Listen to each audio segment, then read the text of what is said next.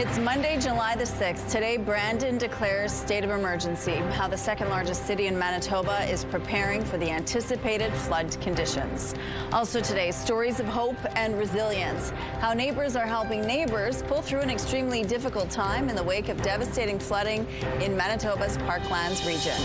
Plus, sipping sustainability. If you have extra apples or cherries you don't want, we'll show you a Winnipeg company who is turning unused fruit into cider. Your Morning Winnipeg starts right now.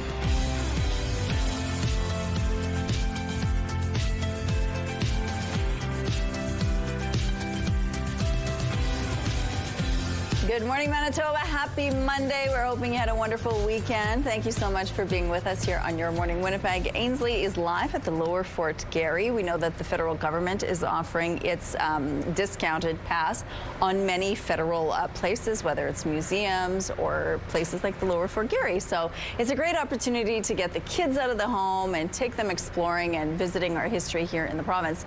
So she's going to take us around and show us what's on tap this summer. But speaking of summer, coming out into the rain again today. I know. Wow, what a steamy weekend. Yes, it was humid. It had that kind of moisture in the air. And when it gets this warm, yes, it could be the breeding ground, if you will, for some severe thunderstorms. And that is likely what Mother Nature is going to serve up to us today.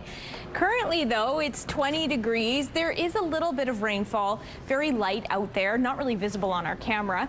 Winds are out of the east-southeast at 11 kilometers per hour. Pressure is on the rise. Humidity sitting at 93%. So yes, as you can see, this large system here, a lot of scattered thunderstorm activity rolling in there from the west, likely to bring severe thunderstorm activity throughout southern Manitoba this morning and then easing into the afternoon. As such, a number of severe thunderstorm watches and warnings in effect throughout the province. Watches there in the lighter yellow, warnings in the darker yellow. So much of southern Manitoba, plus these wind warnings in effect in and around those lake areas.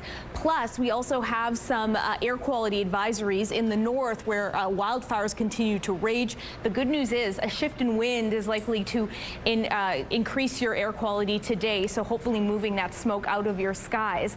But with our futurecast, we get a better sense of how the system will play out. You see it there kind of painting a vertical, almost diagonal line there. As the day progresses, it moves very quickly to the northwest, and then we start to clear out. A good amount of sunshine for us, while the possibility of rainfall lighter, but continues into the afternoon. Overnight, nice and clear, while rainfall continues in those very northerly corners. And then that sets the stage for a lot of sunshine and some very warm days ahead. Today is no exception. We're looking at a high of 27, 25 is what's typical. And then from there, lots of sunshine. But with those high temperatures, you can't rule out a stray thunderstorm or two. Thanks, Catherine. The second largest city in Manitoba has declared a state of emergency. In a special meeting on Saturday evening, Brandon's council unanimously voted to declare it as a proactive measure for anticipated flood conditions. As of Saturday, the peak flow is anticipated around July 12th. The city said in a media release, the declaration will allow the city to mobilize private partners for flood preparation efforts. Friday evening, the city put up a temporary dike closure on Grand Valley Road and 18th Street. Mayor Jeff Fawcett says another closure will take place at its Riverbank Discovery Center, and top-up of dikes will take place too. Most of it's going to be in the recreation areas, the soccer fields, the golf course.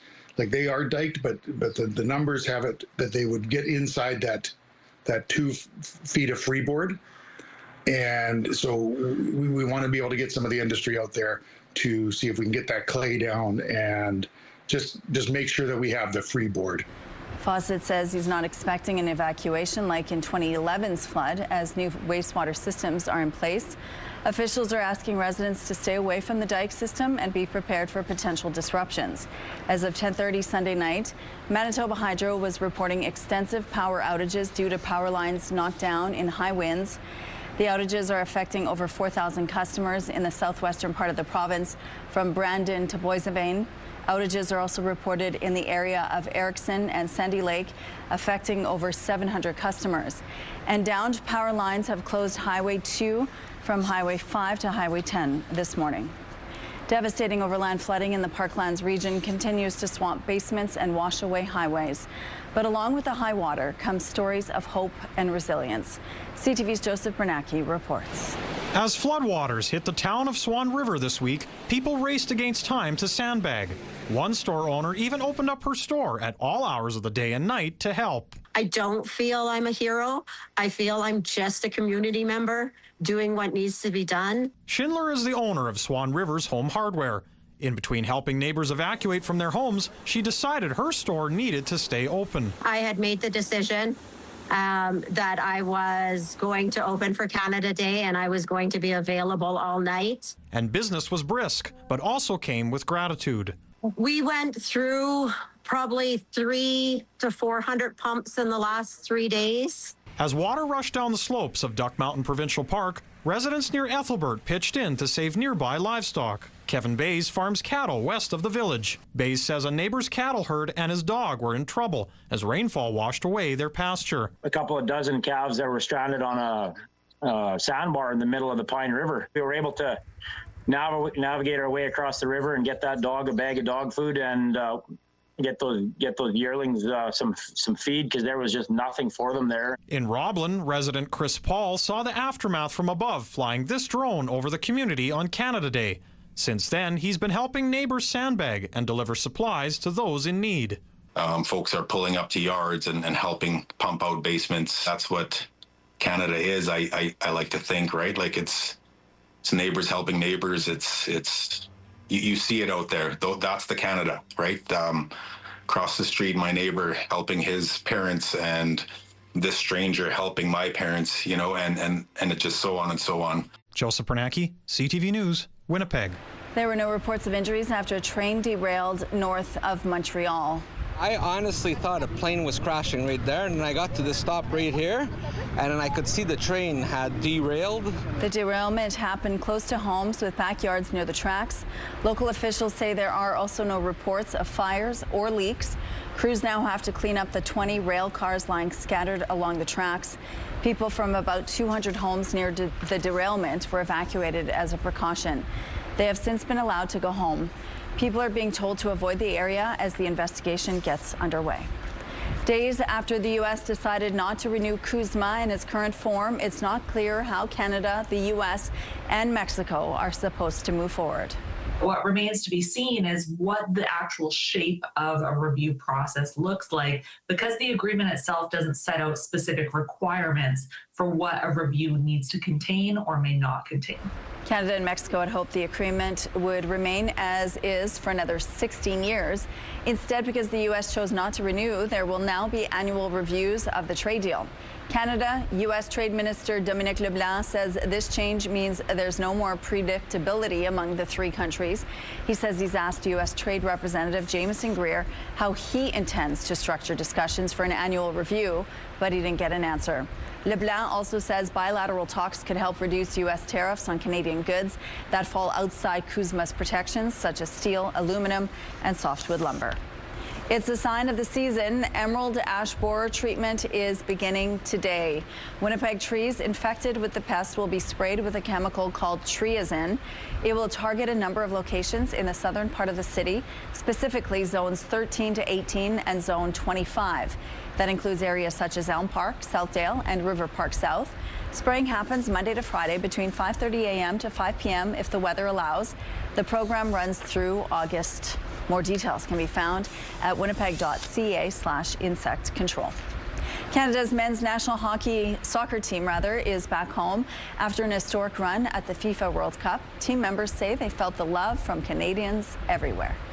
The country, the support, the love, the liveliness in every city was unbelievable for all of us, and we've been dreaming for times like that.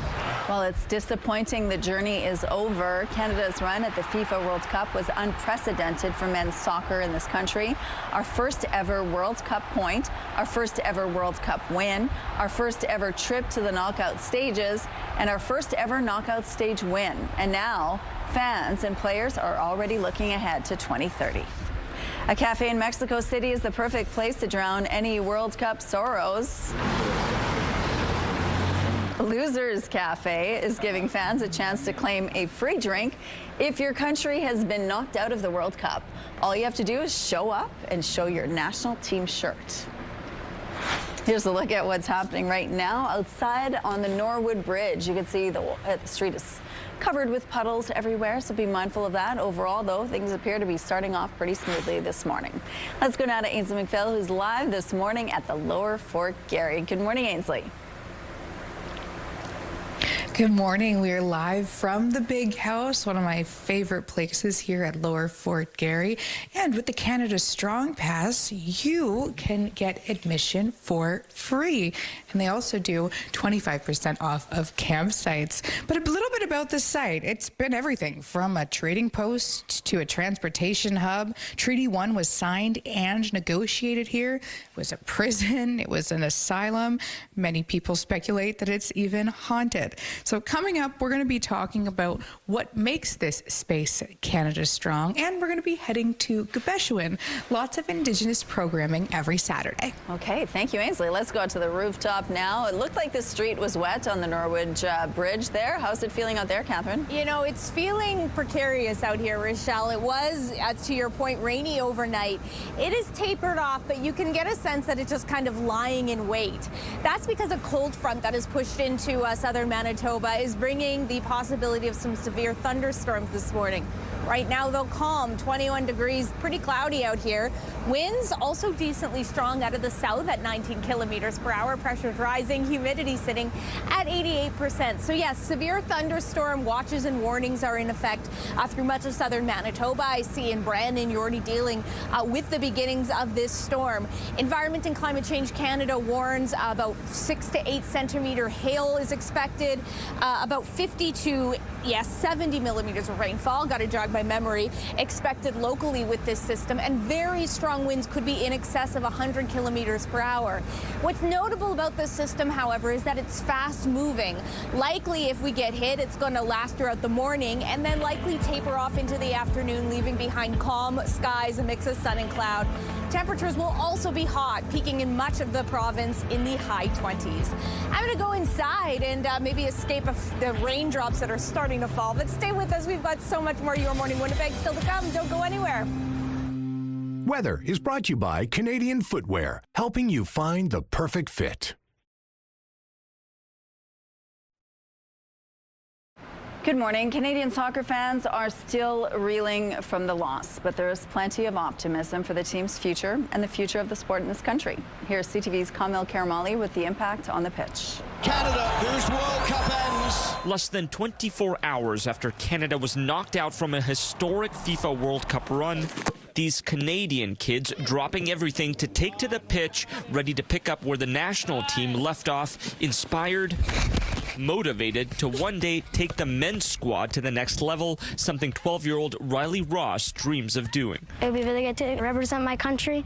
Lots of people watching me. Youth soccer camps like this one have been reporting a surge in kids signing up in the past few years, adding to the sport's growing momentum across the country. We only had maybe 1-2 teams per year, and now we're up to, I think we have about 30 teams here plus going, so it's growing. A chain reaction from Canada's performance in the last 2 World Cup tournaments, but now the real work begins. The game throughout the country has to get better, has to continue to grow, because it's all part of the big picture. So what does that look like? Canada is on the right track, but the next step would mean more infrastructure, like soccer residency centers. A lot of the other football nations have that and have that established. So a place where not only our kids can grow, but they can get professional training. And more youth academies with a direct pipeline to professional teams. Right now, there are 3 Canadian Major League Soccer teams with programs that scout youth and help them grow their talents. Other soccer nations have many more, but the birth of the Canadian Premier League about a decade ago can help with that. Hopefully, he pays close attention to finding an infrastructure that is a pathway that is constantly pushing kids to the next level. Alex. So fear not, football fans. Canada's World Cup run appears to be just the beginning, with the team's future Watching it just made me see how good I need to be. in good hands and great feet. Kamil Karamali, CTV News, Toronto. It was another thrilling day at the World Cup, with England knocking out Mexico in front of their home crowd. It's England's King Kane who strikes again for the Three Lions. chance. That Harry Kane goal on a penalty kick gave England a 3-1 lead. At the time, England was playing a man down because of a red card. And not long after Kane scored, he would foul in the box to give Mexico their own penalty kick. Mexico scored to cut the lead down to 1, and England spent the rest of the game hanging on for dear life. The 3-2 result was the first Mexico loss at Estadio Azteca since 2013. Jude Bellingham also starred for England by scoring 2 goals. England will face Norway in the quarterfinals. Holland! Oh, wonderful! He has nailed it for Norway! Norway's star Erling Haaland scored twice to lead his team to a stunning 2-1 upset over Brazil. Norway's keeper was also sensational, stopping everything except a penalty kick late in stoppage time. Norway now moves on to the quarterfinals for the first time ever, and it was only appropriate that Haaland leads the Viking row.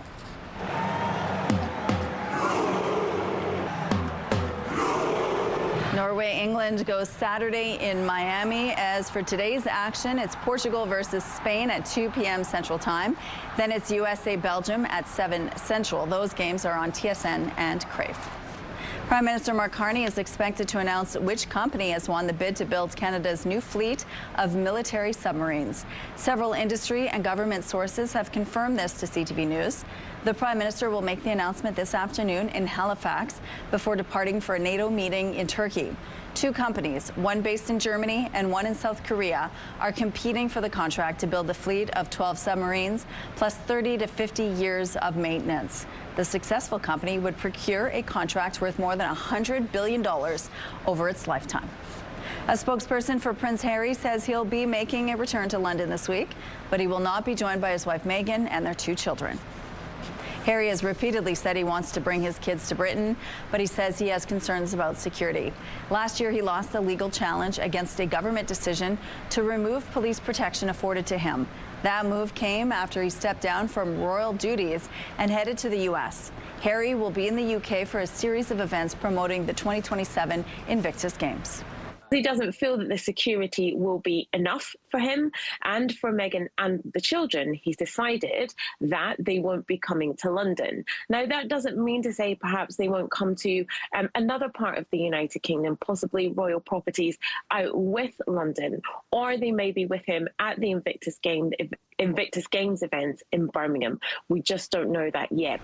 Royal watchers say Prince Harry could also visit his father, King Charles, but it's not expected he'll see his brother, Prince William. Can any parents out there relate to this? This is some footage shot in a backyard in Alliston, Ontario, not too far from Barrie. A mother raccoon helping her kits over a fence. You have to empathize with her if you're a parent. It takes a while to go anywhere with kids, let alone 4 of them. 4 cute. Traffic is brought to you by Curtis Carpets, Manitoba's flooring experts.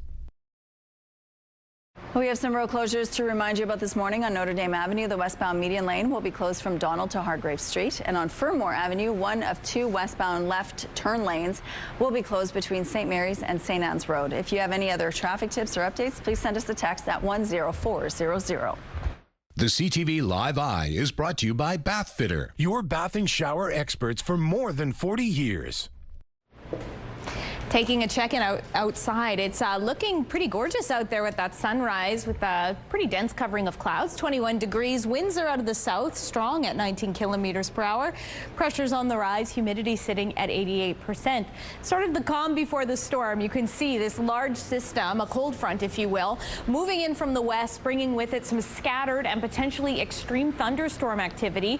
In fact, we have a number of severe thunderstorm watches and warnings in effect. The areas in fainter yellow are watches. The areas in more intense yellow are warnings. Wind warnings also paired with that on our major lakes. And then to the north, with those wildfires, compromised air quality has led to a special air quality advisory. Specifically in and around Lynn Lake, the good news is a shift in wind today is likely to move some of that bad air along and hopefully improve your air quality.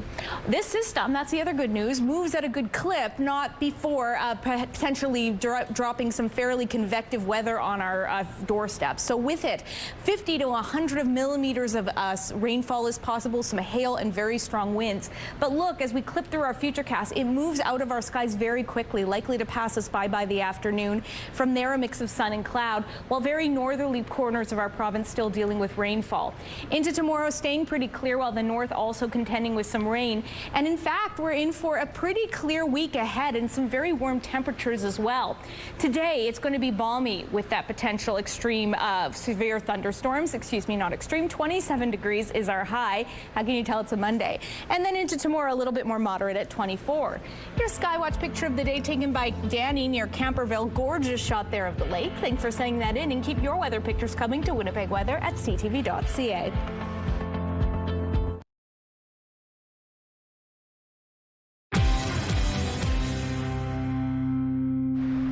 Good morning. Feel the beat and live the culture.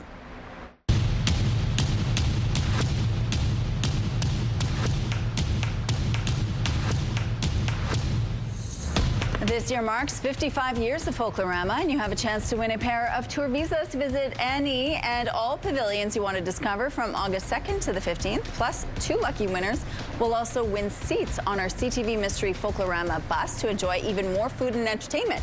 To enter, head to the contest page on our website, ctvwinnipeg.ca, and don't forget to enter the keyword world. Good luck. Winnipeg may not be known for its apple trees, but there are all over the city's yards. When the fruit is ripe, it's hard to know what to do with it all. If you don't want it to become a feast for pests or end up simply chucked in the garbage, you have another option. Here's CTV's John Hendricks. Planted back in 2014, Lori Michelson's Carmine cherry tree has grown very large. It's beautiful to be inside the tree, like you go in through the branches and kind of climb up a little bit to gather the fruit. And there's an awful lot to gather. It varies from year to year. The best year was, I think, 51 kilograms of fruit off this one tree.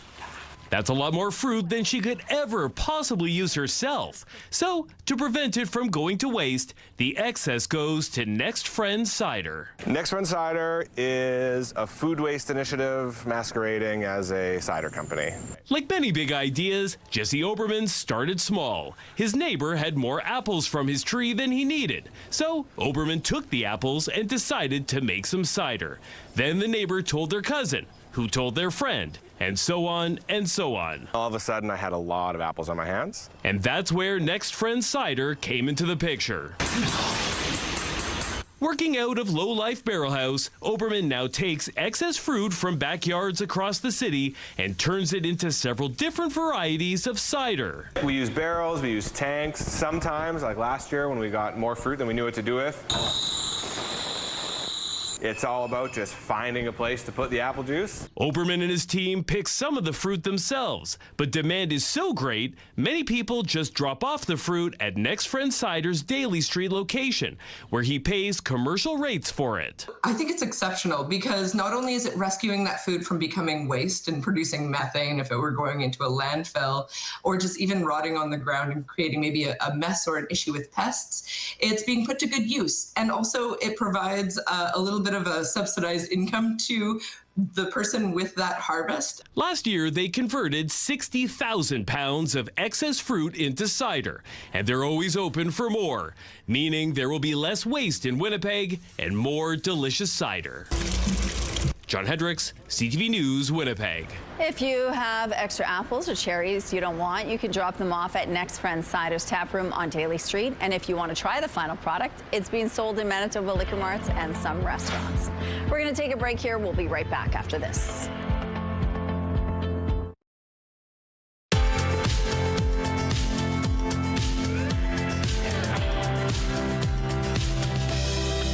Taking a check-in outside, looking a little bit stormier than when we last took a peek. It's 21 degrees and overcast. Pretty breezy out of the south at 19 kilometers per hour. Pressure's on the rise. Humidity sitting at 88%.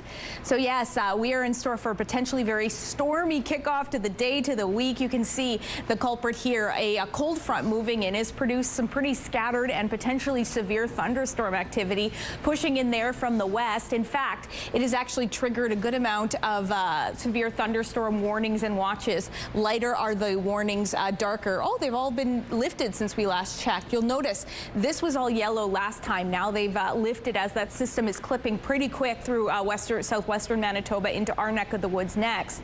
We're also keeping an eye on this special weather statement for air quality. Those wildfires have really been compromising air quality. The good news is a shift in winds is expected today and likely to improve the air there.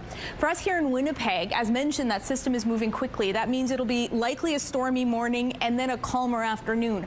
High of 27 degrees. The storm's expected to taper off into the early afternoon, leaving behind a mix of sun and cloud. Decently strong winds out of the south at 20 kilometers per hour. You can see I had a typo there. 15 degrees overnight, winds ramping up out of the northwest, and then tomorrow pleasant and a little bit cooler in a good way. 24 degrees, not quite as stiflingly hot. Winds out of the west under that mix of sun and cloud. We get even hotter into the back half of the work week, and by the weekend, we're likely to crack the 30-degree mark. Thank you, Catherine. People in Swan River are stuck waiting for waters to recede before they can begin cleaning up. Mayor Lance Jacobson says water levels look to have dropped by about 30 centimeters since Wednesday.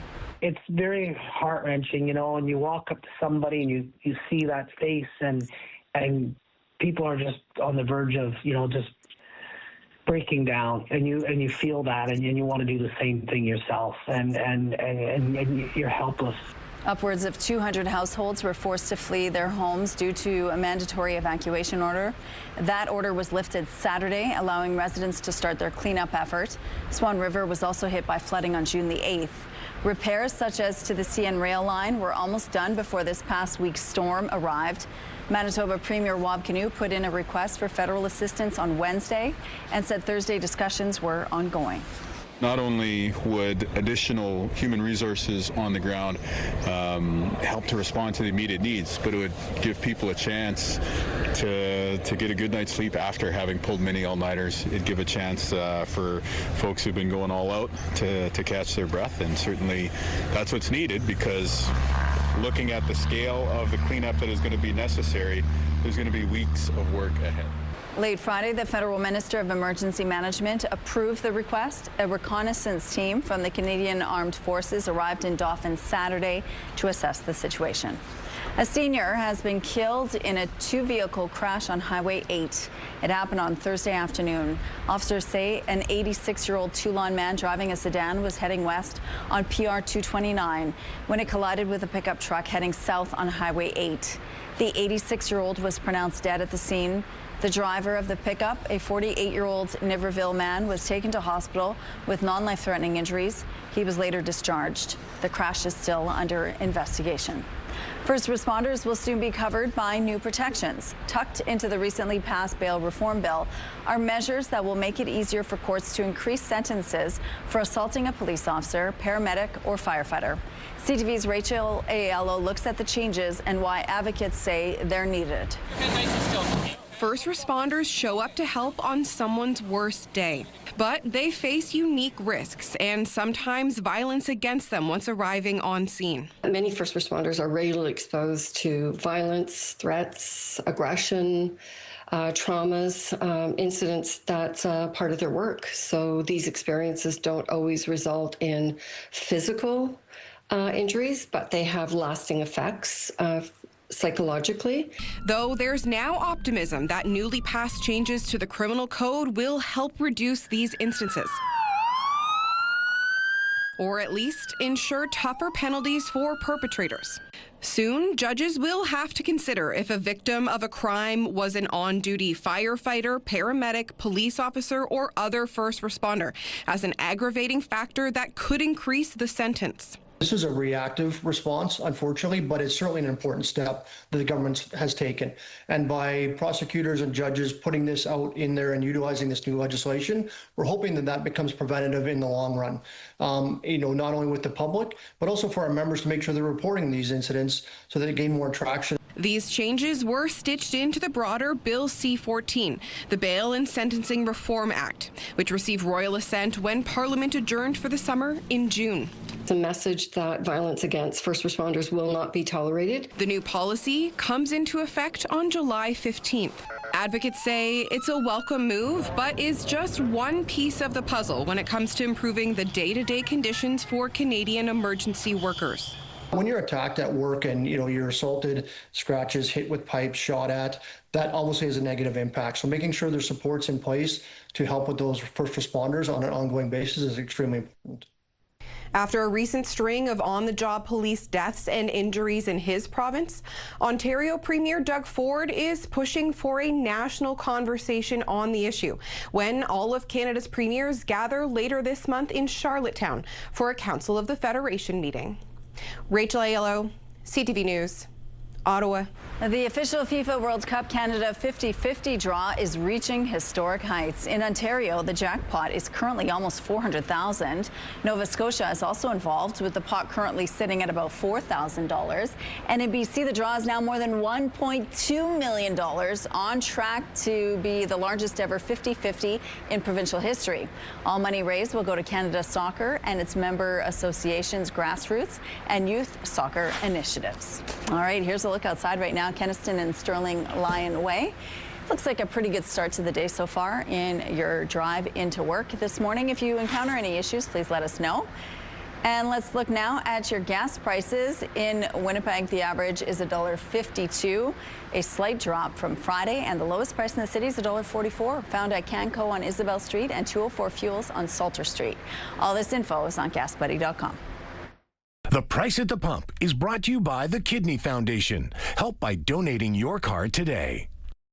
Ainsley is live at the Lower Fort Garry. There's a good deal on right now where you can visit places like this for a discounted price. We're going to tell you more after the break. Stay with us.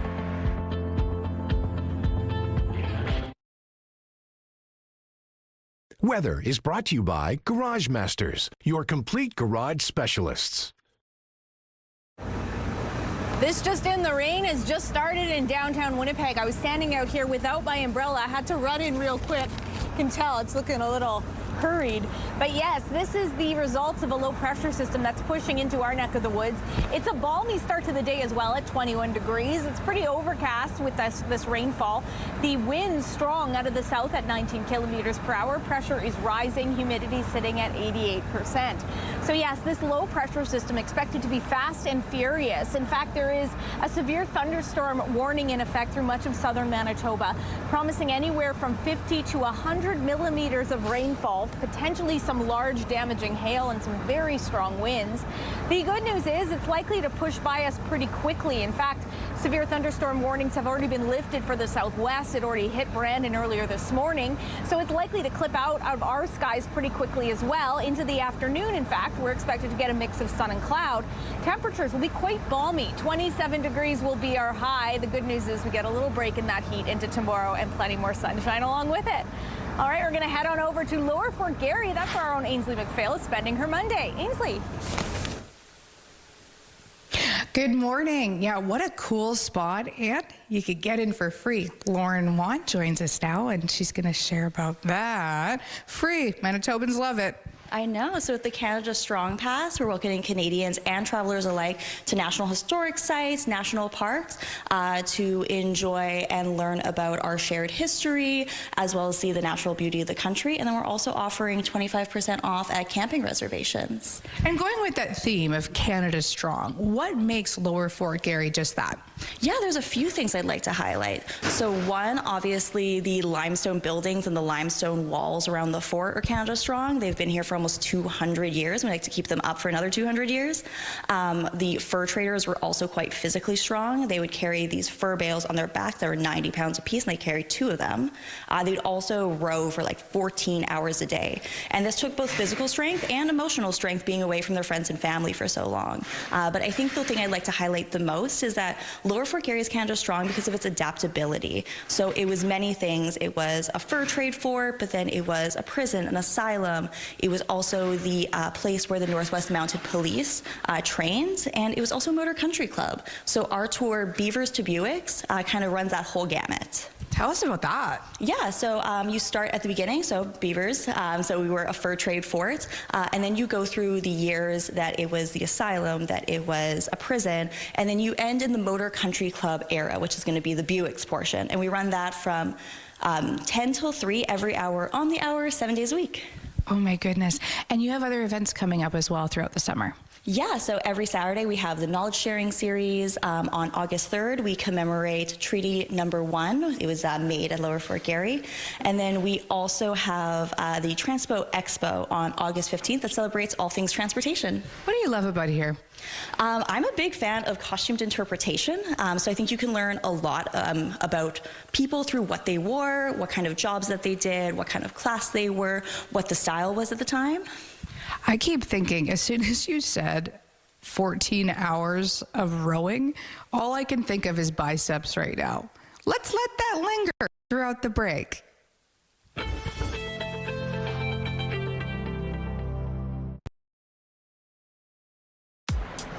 Here's a look at the early markets. The Dow Jones is flat. The Nasdaq climbed 297 points. The S&P index had small gains. The Canadian dollar decreased, set to 70.33 cents U.S.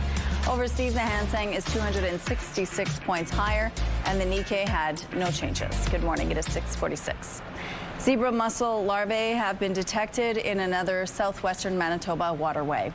The province has activated the Aquatic Invasive Species Early Detection Response Plan for Lake of the Prairies. That's a water body running between Manitoba and Saskatchewan. Routine monitoring found positive larvae samples in the water there.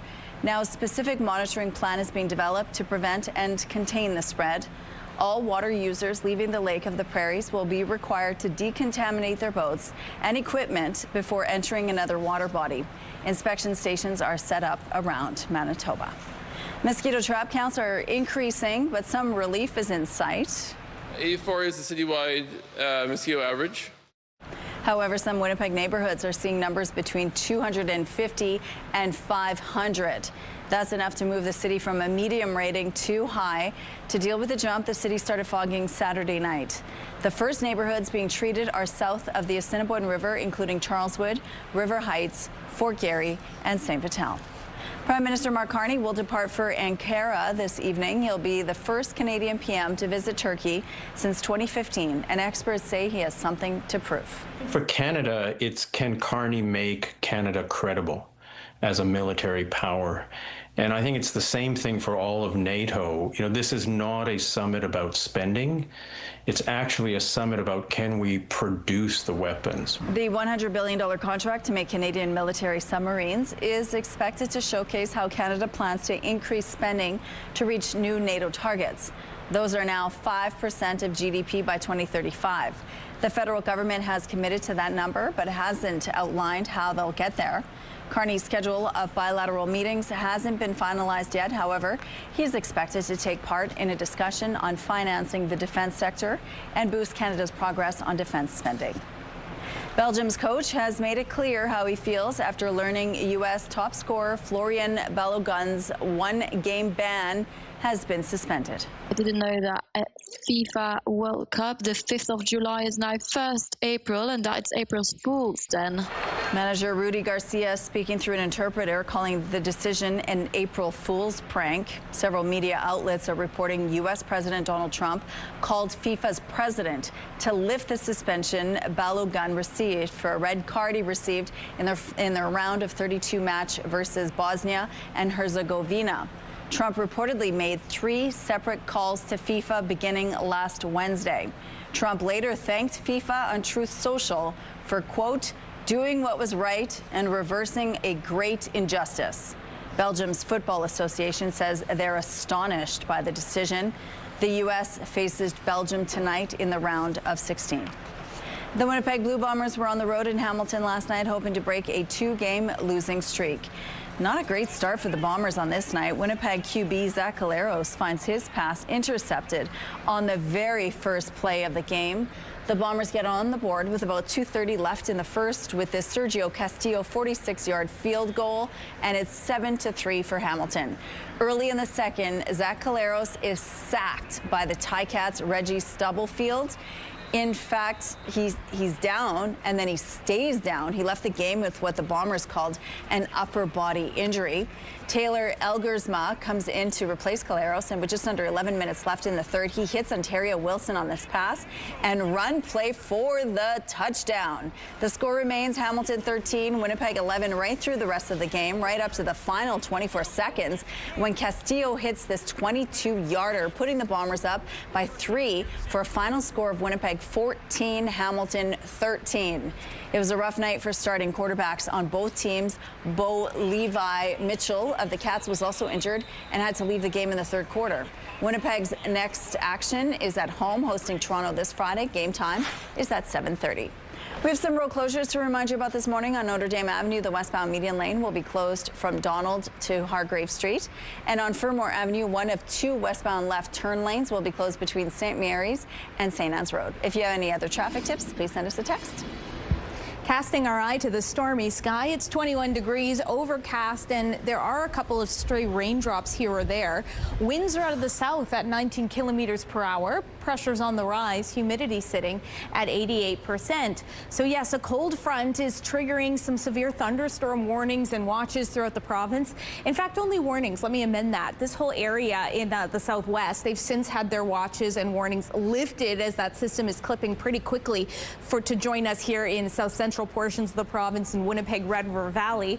And unassociated with that system, we do still have some air quality warnings in effect through much of northern Manitoba in conjunction with those wildfires. The good news is a shift in wind is likely to improve air quality for you today. So there's the good news, much needed. This region also has a chance of some rainfall or thunderstorm activity, about a 40% shot. Warm highs of 24 degrees over in Thompson, 25 in Gillam, 22 in Churchill. To the northwest we go. Likely you'll stay dry, but there is still a slight chance of rain in Norway House Cree Nation, Flin Flon and Opaskwayak Cree Nation, a mix of sun and cloud with highs of 22. Southwestern Manitoba, likely the stormy weather is in your rearview mirror. There still is a chance of a stray thunderstorm or 2 this morning, and then a mix of sun and cloud into the afternoon. Hot highs in the upper 20s. Much the same for us. Likely stormy to kick us off, and then into the afternoon, a mix of sun and cloud. Very warm above seasonal highs. Northwestern Ontario, 40% chance of rain and thunderstorm activity above seasonal highs for you as well. Overnight tonight, skies clear out nicely. Temperatures dipping down to 14 degrees. Tomorrow, a bit of a reprieve from those very warm temperatures, a high of 24 degrees. But we are up, and away in terms of our temperatures, breaking the 30-degree mark in time for the weekend. Thank you, Catherine. Let's check in now on Bo and Gabby at Bounce 99.9. Good morning, you two. Happy Monday. Happy Monday, Rochelle, and I loved your play-by-play watching the Bomber highlights. Thank you. You made it sound way more exciting than it was. But we'll take the W. Yes, and exactly. I was thinking, Zach Collaros, of course, got an invite to the big wedding this past weekend. He did. I heard that. For Taylor. And maybe he should have gone, considering the way things worked out for him in the game. But we were talking about weddings, Gabby. Yeah, I think you should have called in sick for work, Rochelle. We've been scouring the internet trying to find a picture of Taylor Swift in her dress. I'm a new Swiftie. But it got us reminiscing of the best weddings we've been to. What is the best wedding you've been to? Well, other than mine, of course, which was one of my favorite days of my life. It was fantastic with everyone I love. My other favorite wedding, I've been in so many wedding parties, so there are so many, and I loved all of them. But my favorite was my Uncle Henry, my godfather, mon oncle Henri. He married the love of his life, Mad, and they had a really great wedding in LaSalle. It was the whole family, all my cousins and aunts and uncles, and it was more of a family party. It was just amazing, and it was so much fun, and we just danced all night long. So that is my favorite wedding, other than mine, of course. Aww. How about you guys? Well, both of mine were fantastic. And other than that, I was the MC for an Italian wedding. And when I lived in Montreal, we were on the boat on the St. Lawrence. And it was just the food, the homemade wine. It was phenomenal. So how about you, Gabs? Lovely. The best wedding I ever went to. I didn't know a single person there. I wasn't dating the person I went with. They just wanted a date. Yeah. So they went off and talked to everybody. I partied. I danced with the kids. I ate all the food, had all the drinks. Didn't have to buy a gift. Zero responsibility. Oh, nice. All the fun. All the fun with no responsibility, indeed, is the best kind of wedding. Thank you so much, you two. Have a good day.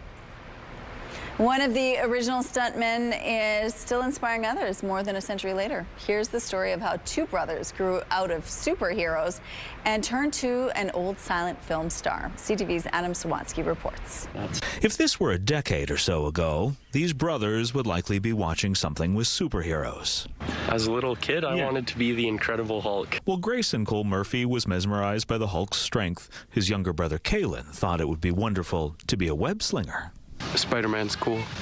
He can do flips, so I want to do flips, you know? But instead of turning to a YouTube tutorial, Kalen taught himself how to move like he was in a Marvel movie.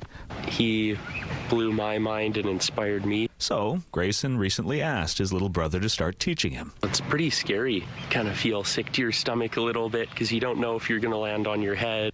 Yet Grayson perseveres, but not to emulate some old superhero, not since he discovered the work of one particular old movie star. It's a video of Buster Keaton and some of his famous stunts. Buster Keaton? Yeah. Buster Keaton, who before movies had sound, made audiences laugh, and before CGI or AI was even an idea, made them gasp. I think it's incredible. One guy that revolutionized stunting. Who more than a century later has now inspired Grayson to pursue stunt work professionally. Wow, that was amazing. Kalen, on the other hand, is practicing his super flips because he's been invited to play with a professional soccer team in Europe over the summer. Maybe I'll do it as like a celebration if I score or something. But there's one thing Kalen and Grayson know definitely. No matter who inspires them to do cool things, being brothers encourages them to be better people. Teaches me to not give up. He's taught me like being responsible for myself, being able to self-reflect. And they've both learned that even better than growing up to be like a comic book dynamic duo is actually being real-life best friends. Adam Sawatsky, CTV News, Colwood.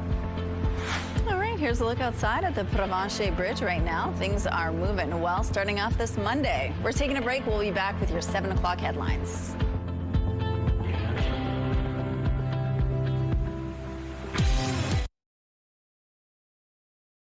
It's Monday, July the 6th. Today, flood alert. Brandon declares a state of emergency as crews prepare for rising river levels this week. Plus, trade shakeup. Canada's trade future grows more uncertain as CUSMA shifts to annual reviews. And history made. How Canada's record-breaking World Cup run is already inspiring the road to 2030. Your Morning Winnipeg starts right now.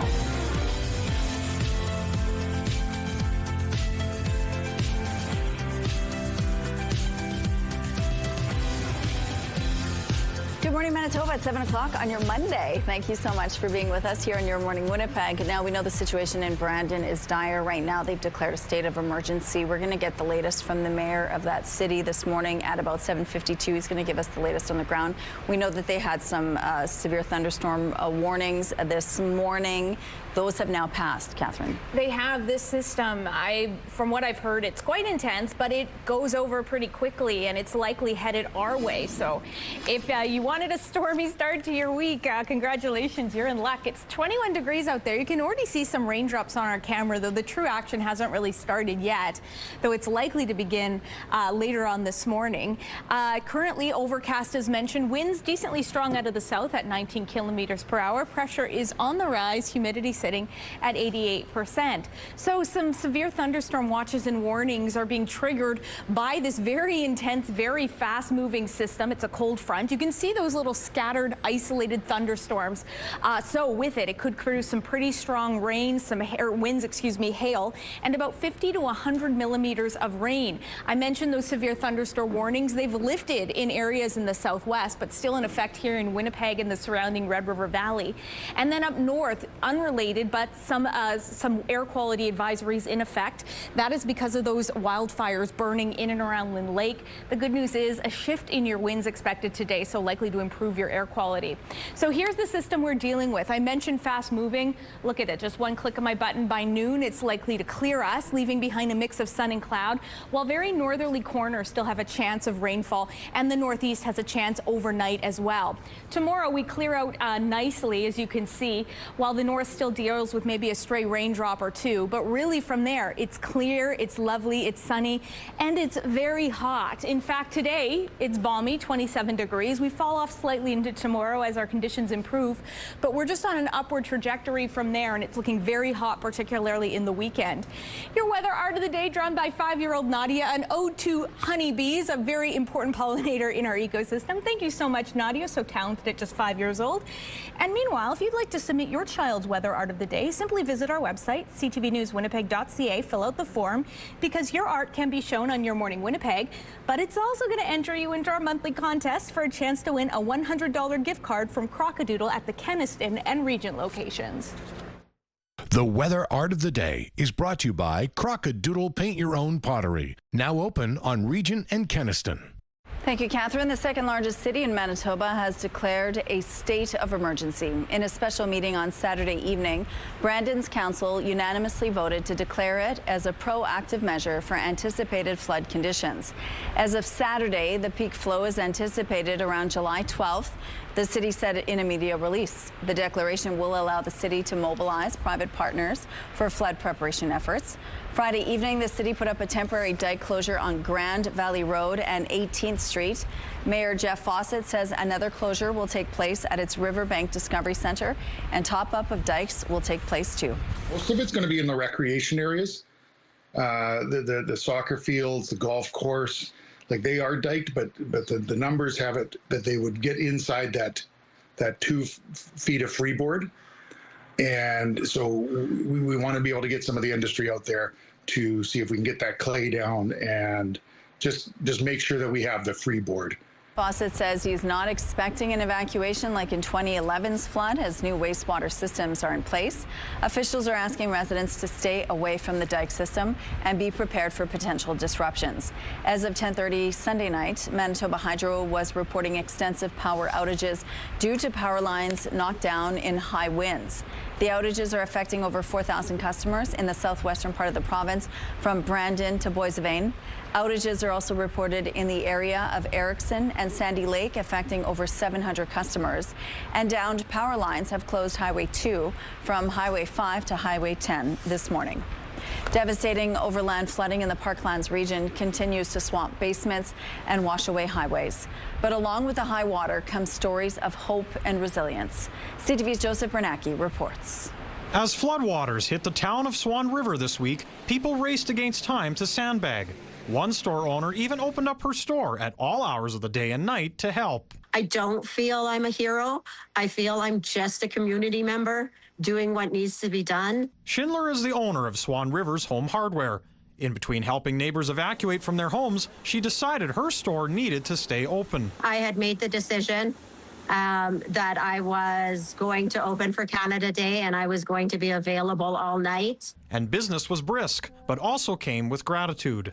We went through probably 300 to 400 pumps in the last 3 days. As water rushed down the slopes of Duck Mountain Provincial Park, residents near Ethelbert pitched in to save nearby livestock. Kevin Bays farms cattle west of the village. Bays says a neighbor's cattle herd and his dog were in trouble as rainfall washed away their pasture. A couple of dozen calves that were stranded on a sandbar in the middle of the Pine River. We were able to navigate our way across the river and get that dog a bag of dog food and get those yearlings some feed, because there was just nothing for them there. In Roblin, resident Chris Paul saw the aftermath from above, flying this drone over the community on Canada Day.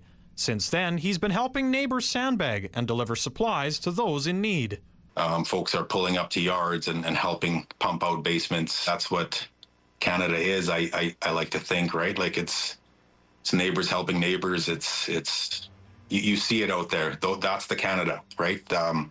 Across the street, my neighbor helping his parents, and this stranger helping my parents, and it just so on and so on. Joseph Bernacki, CTV News, Winnipeg.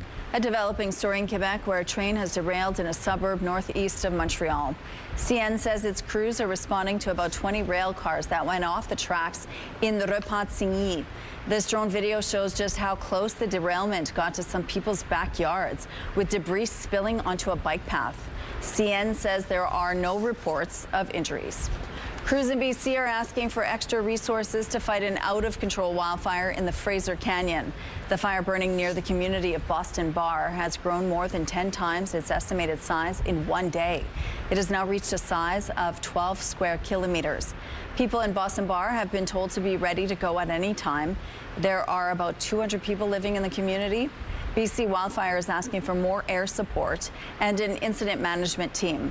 There are at least 25 active wildfires burning in BC.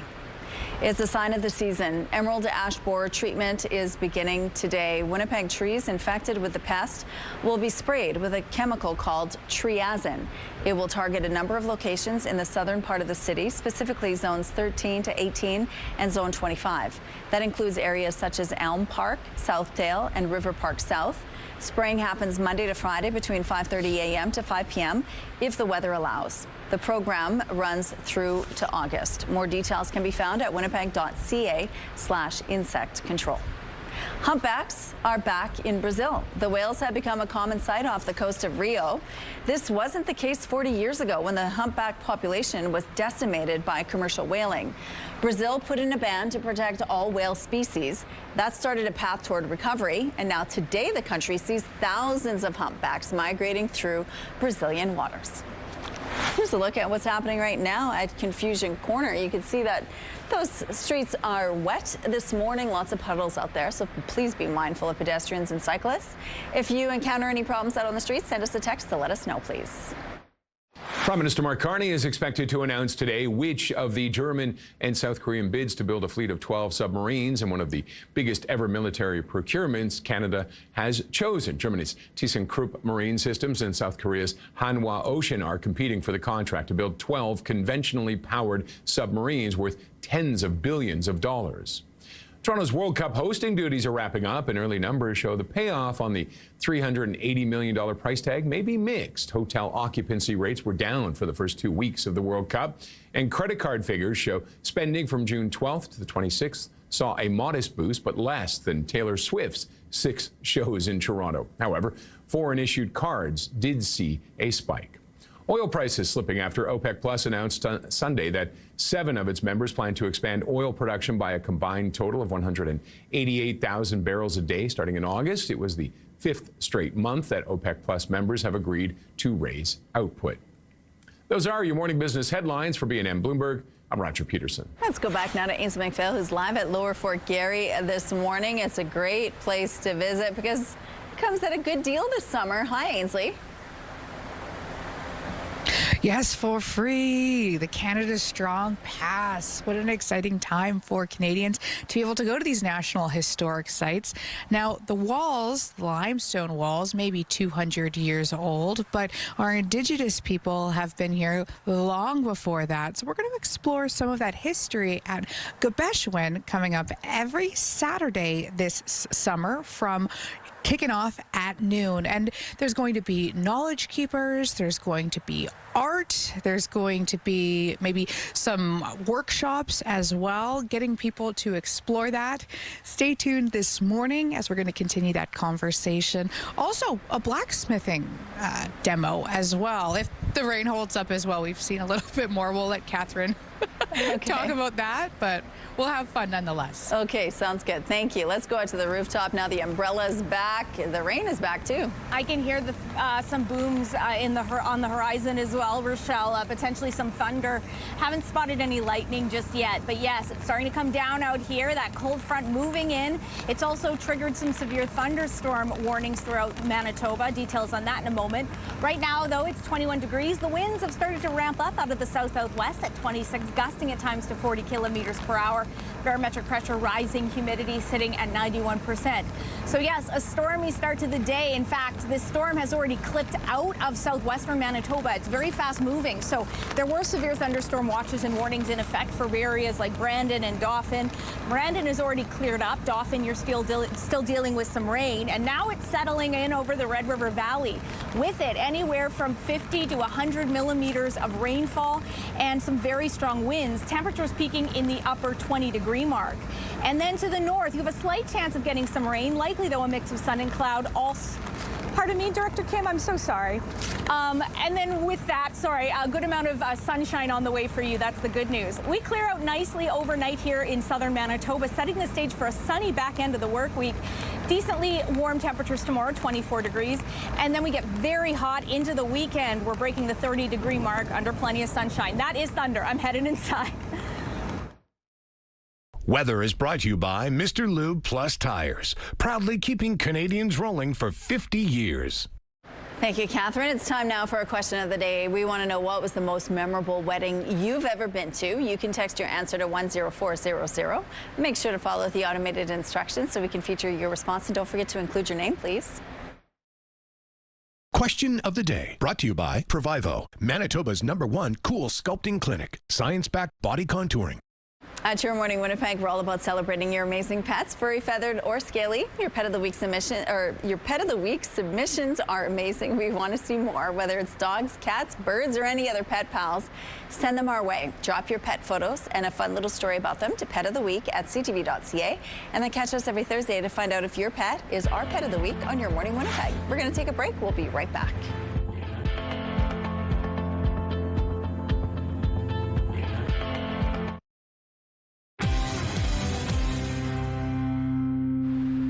Welcome back. Manitoba Justice says a woman died in custody at the Winnipeg Remand Centre Wednesday. The department was unable to provide any details about the 25-year-old's death or why she was in custody, citing privacy reasons. The death has been reported to the Office of the Chief Medical Examiner. Days after the U.S. decided not to renew CUSMA in its current form, it's not clear how Canada, the U.S., and Mexico are supposed to move forward. What remains to be seen is what the actual shape of a review process looks like, because the agreement itself doesn't set out specific requirements for what a review needs to contain or may not. Canada and Mexico had hoped the agreement would remain as is for another 16 years. Instead, because the U.S. chose not to renew, there will now be annual reviews of the trade deal. Canada, U.S. Trade Minister Dominic LeBlanc says this change means there's no more predictability among the three countries. He says he's asked U.S. Trade Representative Jameson Greer how he intends to structure discussions for an annual review, but he didn't get an answer. LeBlanc also says bilateral talks could help reduce U.S. tariffs on Canadian goods that fall outside CUSMA's protections, such as steel, aluminum, and softwood lumber. Canada's men's national soccer team is back home after an historic run at the FIFA World Cup. Team members say they felt the love from Canadians everywhere. The country, the support, the love, the liveliness in every city was unbelievable for all of us, and we've been dreaming for times like that. While it's disappointing the journey is over, Canada's run at the FIFA World Cup was unprecedented for men's soccer in this country. Our first ever World Cup point, our first ever World Cup win, our first ever trip to the knockout stages, and our first ever knockout stage win. And now, fans and players are already looking ahead to 2030. We may have a new entry in our World Cup food bracket. England is famous for the Cornish pasty, and it was introduced to Mexico by English miners more than 200 years ago. Over the years, what's known as the Cornish in Mexico has evolved to feature Mexican chilies and spices. You know what else the English brought with them 200 years ago? Football. Just like the snack, the game has also grown to become a vital part of Mexico's culture. Here's a look at what's happening now along St. Mary's Road. You can see things are picking up in this part of the city and overall moving quite well, although maybe a little slower thanks to those puddles of rain out there. If you encounter any issues on your drive-in, please send us a text when it's safe and legal to do so. Traffic is brought to you by Mr. Lube Plus Tires, proudly keeping Canadians rolling for 50 years. The Minions are once again reigning supreme at the weekend box office. Minions and Monsters brought in $36.4 million Friday through Sunday and $61.4 million since it opened on Wednesday. It's the 7th movie in the Despicable Me franchise, and it successfully knocked Toy Story 5 out of the #1 spot. It was still flying high at $31 million. U.S. war drama Young Washington stormed into 3rd with nearly $21 million in ticket sales. Disney Plus is out with a teaser trailer for a documentary telling the story of last year's sold-out Oasis reunion tour.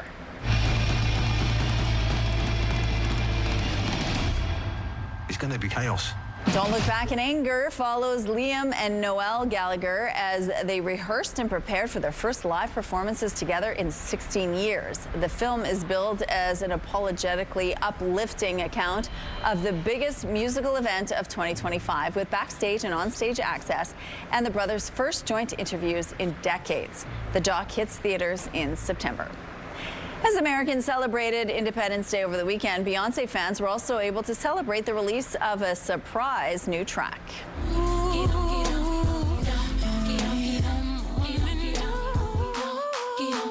The song, titled Morning Dew, is Beyoncé's first new music since the release of 2024's Cowboy Carter. A press release says the single starts a 60-day countdown to the singer's birthday and the 20-year anniversary of her album, B-Day. Your Monday primetime lineup starts at 7 with Match Game, and American Ninja Warrior comes next at 8 o'clock. It's all right here tonight on CTV. The CTV Live Eye is brought to you by Bath Fitter, your bath and shower experts for more than 40 years.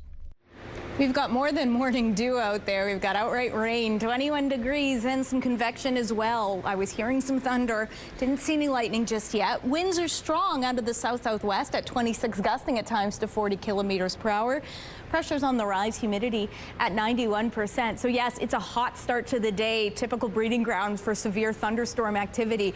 Let me move out of the way so everyone can see. Most of us starting off in the high teens or lower 20s, and pretty similar up north. Apologies, Island Lake, your weather reporting system appears to be offline. I'll check in on that on the break. Temperatures, though, in the mid to upper teens here. 16 degrees in Swan River, 15 in Lynn Lake, 17 in Churchill. Yes, here is the reason for the season, the culprit behind those thunderstorms you're maybe seeing outside your window. This here is a cold front passing through rather swiftly, bringing a good chance of rain, thunderstorms. Environment and Climate Change Canada warns anywhere from 50 to 100 millimeters could be falling. There are severe thunderstorm warnings in effect. They've lifted already for the southwest, and those wind warnings associated with it as well on our major lakes. And then to the north, you've been dealing with some air quality issues due to those wildfires. They continue today with those air quality advisories in effect. The good news, your winds likely to shift today and hopefully improving your air quality from there. For us here in Winnipeg, it's going to be quite balmy. The good news is this storm not likely to last long. 21 in the morning at 8 a.m. with that convection, and then from there we're likely to clear up by noon with our high of 26 degrees. Actually, no, I'm wrong. 27. We're going to do one better than that. Above seasonal, very balmy with some decent northwesterly winds at about 30 kilometers per hour. They stay strong overnight as skies clear out, temperatures dipping down to 14. And then into Tuesday, lots of sunshine and a slight dip in our temperatures, but it's pretty slight. Your Skywatch picture of the day, this one taken by Danny. Stunner in Camperville of that lake and that beautiful sun. Thanks for sending that in, and keep your weather pictures coming, why don't you, to Winnipeg Weather at ctv.ca.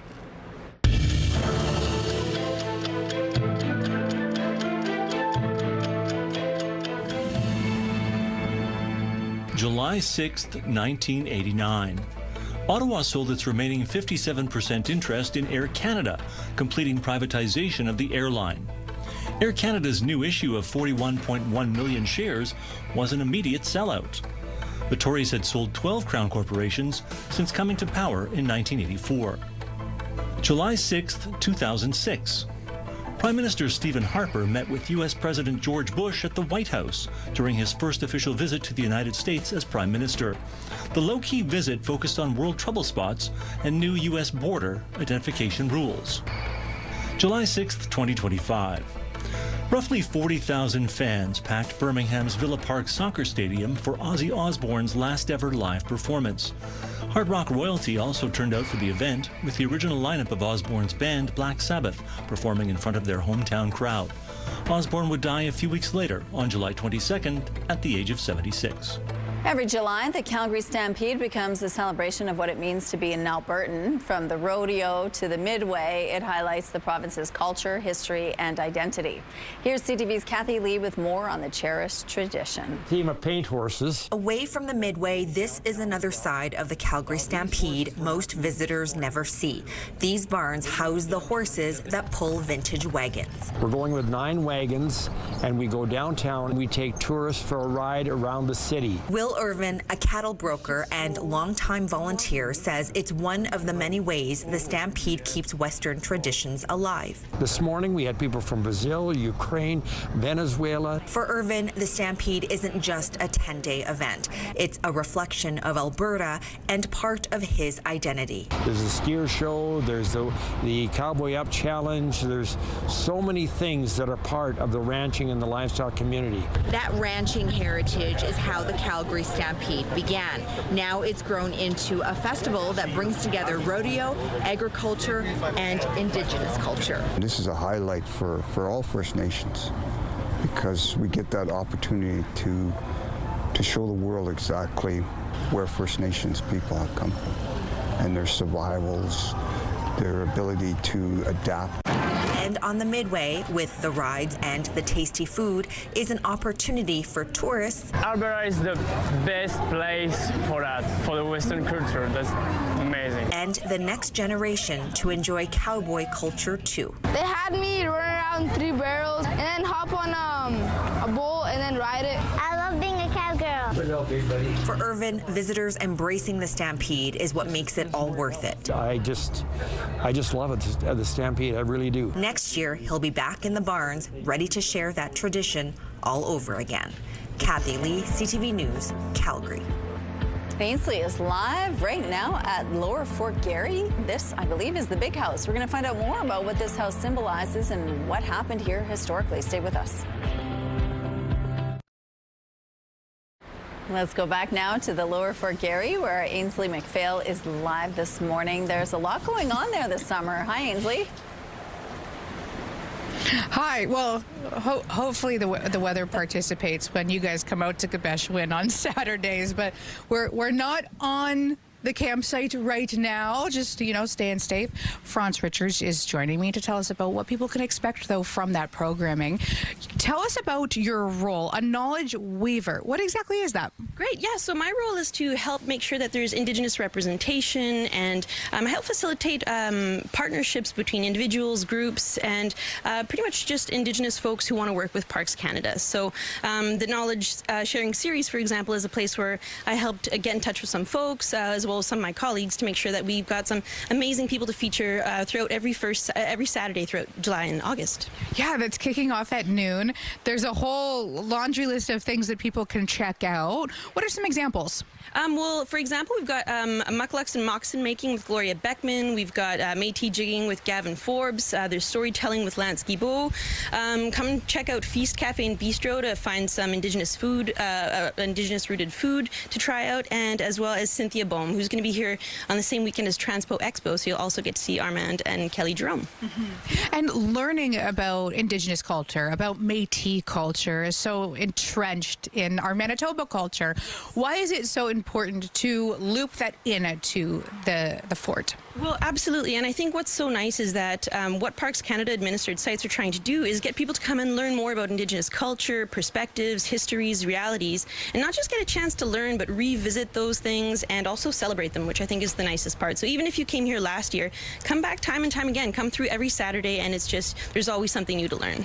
And through storytelling, too. Like, you want people to ask questions. Yes, absolutely. And especially Lance, he's great for that. We've gotten so much great feedback. So bring your kids. It's a wonderful family event. Okay. I'll say rain or shine, but we want everyone to stay safe. What are the odds, right? Of course, the day I book it here. Darn it. Thank you, Ainsley. Well, it is wet out there right now, but things are going to change for the rest of the week anyway. That's right. Yeah, we're going to have quite the turnaround. Even just today, if you don't love what we have, just bide your time. It's going to be pretty short-lived. But right now, it's raining, it's storming. It is very hot too, as well. 21 degrees. Strong south-southwesterly winds at 26, gusting at times to 40 kilometers per hour. Pressure is rising. Humidity sitting at 91%. I had a viewer email saying that he doesn't like when I talk about my hair, but it's a good gauge for the humidity and the wind. And as you can see, as the show is going, it's just puffing out because it's very humid under those stormy conditions. Temperatures as such very warm, peaking in, or starting off rather, in the low 20s.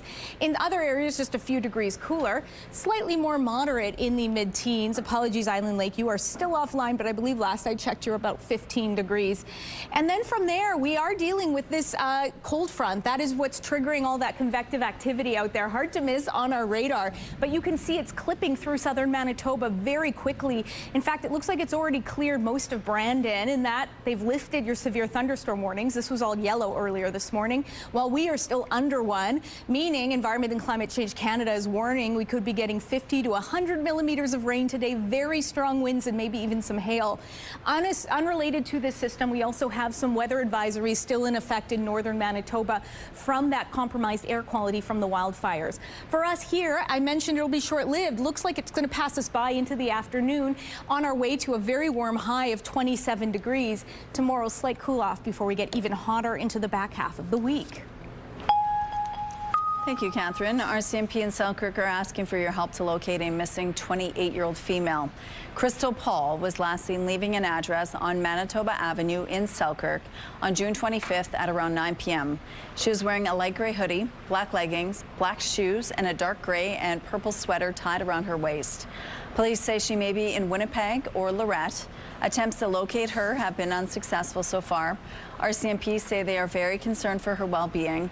Anyone with information on the whereabouts of Crystal Paul is asked to call Selkirk RCMP at 204-482-1222 or Crime Stoppers.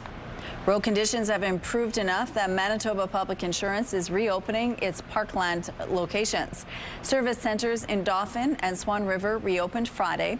Appointments will continue as scheduled, but due to overland flooding, mobile appointments in the Dauphin area remain canceled. That includes mobile estimating and driver testing appointments. Impacted drivers will be contacted to rebook appointments when road conditions allow.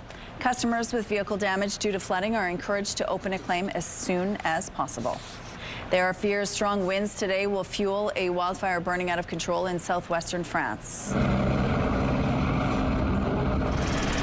More than 10,000 people in 24 communities near the Spanish border have been forced out. The fire is also burning near today's third leg of the Tour de France. The race will go on, but the public will be kept off the course and support staff will be kept to a minimum. Heat waves in Western Europe have dried out vast areas of land, making them more vulnerable to wildfires. A worker in Spain has been arrested for allegedly starting the fire by using an angle grinder on the side of a road.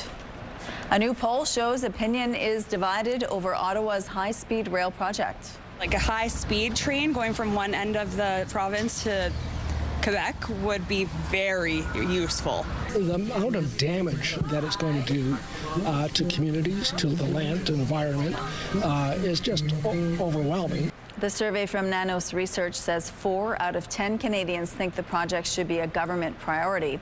The same number of Canadians say it should be a low priority. The level of support depends on where a person lives. People who live near proposed stops tend to favor the project. Those with property along the proposed route are more likely to be opposed. The route has not been finalized, and more public consultations are scheduled this fall. It's always concerning when a semi-truck has a mystery leak, especially when it looks like this. This leak was Frank's Red Hot sauce. The truck was carrying 40,000 pounds of it. Because hot sauce is acidic, officials scrambled to keep it from getting into nearby drains. Oh boy. Life just became a bit more fun for dogs and their owners in the Bridgewater Trails neighborhood. 2, 3. Dogs and dignitaries were on hand Saturday morning for the official opening of the Bridgewater Trails off-leash dog park. The park is located at 360 Appleford Gate within Shahid Baghdad Singh Park. According to a news release from the city, the dog park was developed through the city's off-leash area master plan procedure. I want to credit Councillor Janice Lukes for her work for many, many months, for years, and her financial contribution from her ward into this dog park. I put some money from the mayor's office into it as well. The fully fenced off-leash area spans 1 hectare and features dedicated spaces for large and small dogs. It is outfitted with an array of new trees, signage, waste bins, gravel pathways, benches, and picnic tables. Dogs will also have logs, stumps, and flat rocks to play on and around. Can any parents out there relate to this? Well, this is some footage shot in a backyard in Alliston, Ontario, not too far from Barrie. A mother raccoon helping her kits over a fence. You have to empathize with her if you're a parent. It takes a while to go anywhere with kids, let alone 4 of them. Imagine that.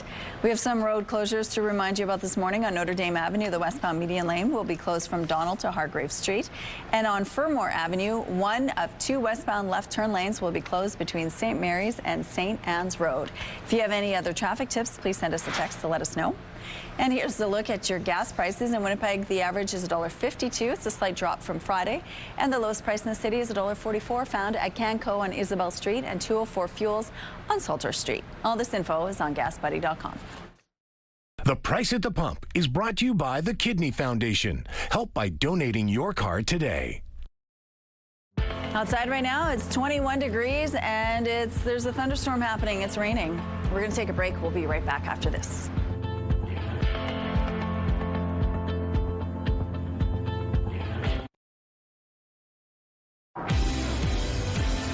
Pretty stormy start to your Monday. Wow, it looks pretty treacherous out there. Yes, rain, thunderstorm activity currently.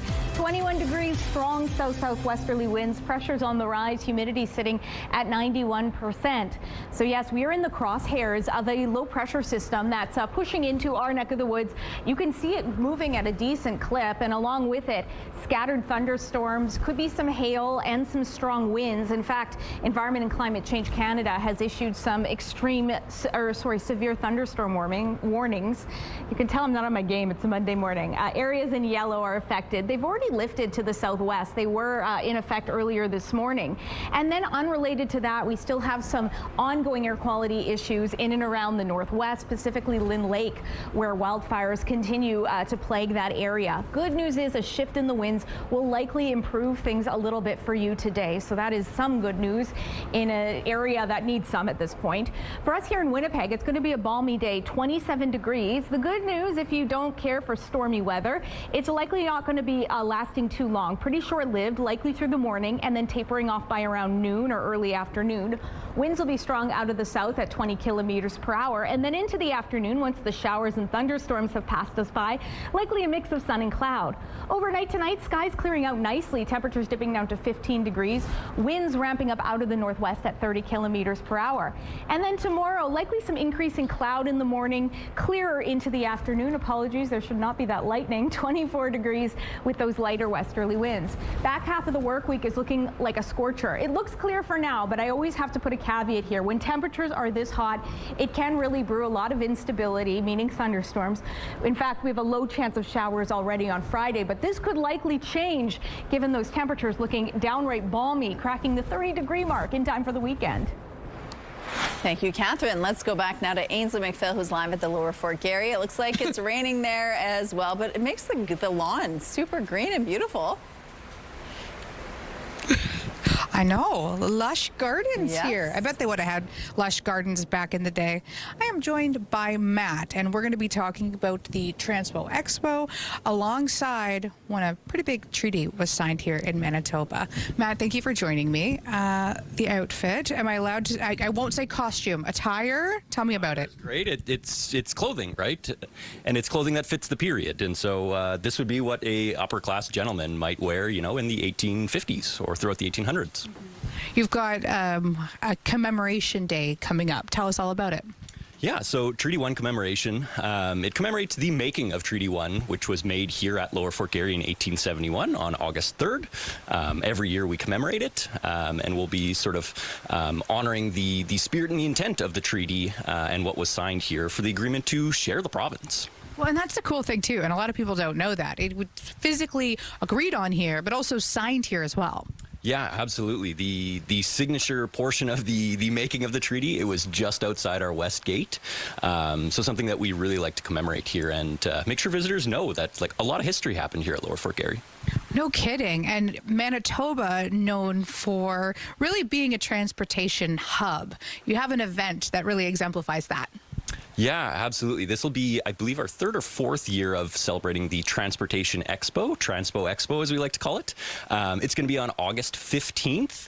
And so anything from the history of York Boats, which was kind of building this fort, to its history as an automobile club and as Manitoba Motor Country Club for 50 years. So you'll see boats to cars. Lauren mentioned earlier on in the show that they were rowing for 14 hours. What's your reaction to that? Oh boy, 14 hours of rowing, certainly beyond a day's work in my opinion, but someone has to do it, so. Look, I'm paddling at the Forks for 30 minutes and I'm already exhausted, so thank you so much to the people of the 18th century for putting those days and hours in. Thank you, Ainsley. A Canadian family whose loved one vanished during the First World War is determined to find answers after more than 100 years. CTV's Paul Hollingsworth on who they've enlisted for help to lead the effort and bring the soldier home. Alicia Trelford carries numerous artifacts to honor her great-great-uncle, Lieutenant Lionel Tranter, who left his home in Southampton, Ontario in 1914 and signed up when Canada went to war. He was killed in action on June 15th, 1915. The circumstances around Tranter's death are a mystery. He simply disappeared. We know the timeline of everything. Tranter's family has saved the letters he wrote while fighting in the First World War. There are also pictures, enlistment papers, and his death notice. The letters that he wrote home, he was a very passionate, overprotective brother. So it would have been a great loss to that family. Trelford and her family have now turned to Acadia University archaeology professor Aaron Taylor for help. Taylor has previously worked with the U.S. Defense Department finding Americans who went missing in previous wars. There's a map detailing where. Taylor has located the field where Tranter is likely buried in an unmarked grave. It's near Givenchy in northern France. He hopes to lead an on-site search for Tranter later this year. Searching for lost soldiers has become a passion for Taylor and his students. This painting on campus is a powerful tribute to those who died in previous wars. We have over 27,000 missing Canadians from the First and Second World War and the Korean conflict. For each one who is missing, there is a family searching for answers for decades. We know how to do this. We know how to search. Trelford and Taylor have asked the Canadian government to lead the search for anyone who served in war and disappeared. We have made attempts to reach out to various levels of government, and we're not getting any feedback. She hopes to raise money and awareness and end a lot of pain for many families. We have the ability to go and get them and bring them home. Including her great-great-uncle, Lieutenant Lionel Tranter, who died for his country more than 100 years ago, and now his family wants to find him and bring him home. Paul Hollingsworth, CTV News, Wolfville, Nova Scotia. Well, it's time to see our sports team moment now. Today's picture is from the Transcona Cowboys. Thomas shared this photo and says, winning the Dakota Spring Hockey League with all my buddies. We've all been friends since day one. After not winning a game 4 years ago to being the champs is so exciting. Congratulations, you guys. And if you also have a memorable team moment, please enter this contest. You will be entered in a draw to win a $100 Chicken Chef gift card with draws every week. Head to the contest page on our website, ctvwinnipeg.ca, and fill out the form with your answer and your picture. Good luck. Your Manitoba sports team moment brought to you by Chicken Chef, where memories are made.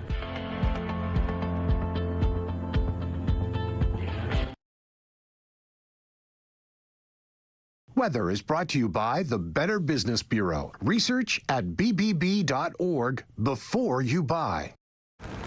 Really starting to come down out here, but in the meantime, we will have some very hot highs today. 27 degrees, hair warmer than what's typical for this time of year. We're doing much better than last year, but well off the record set back in 1936.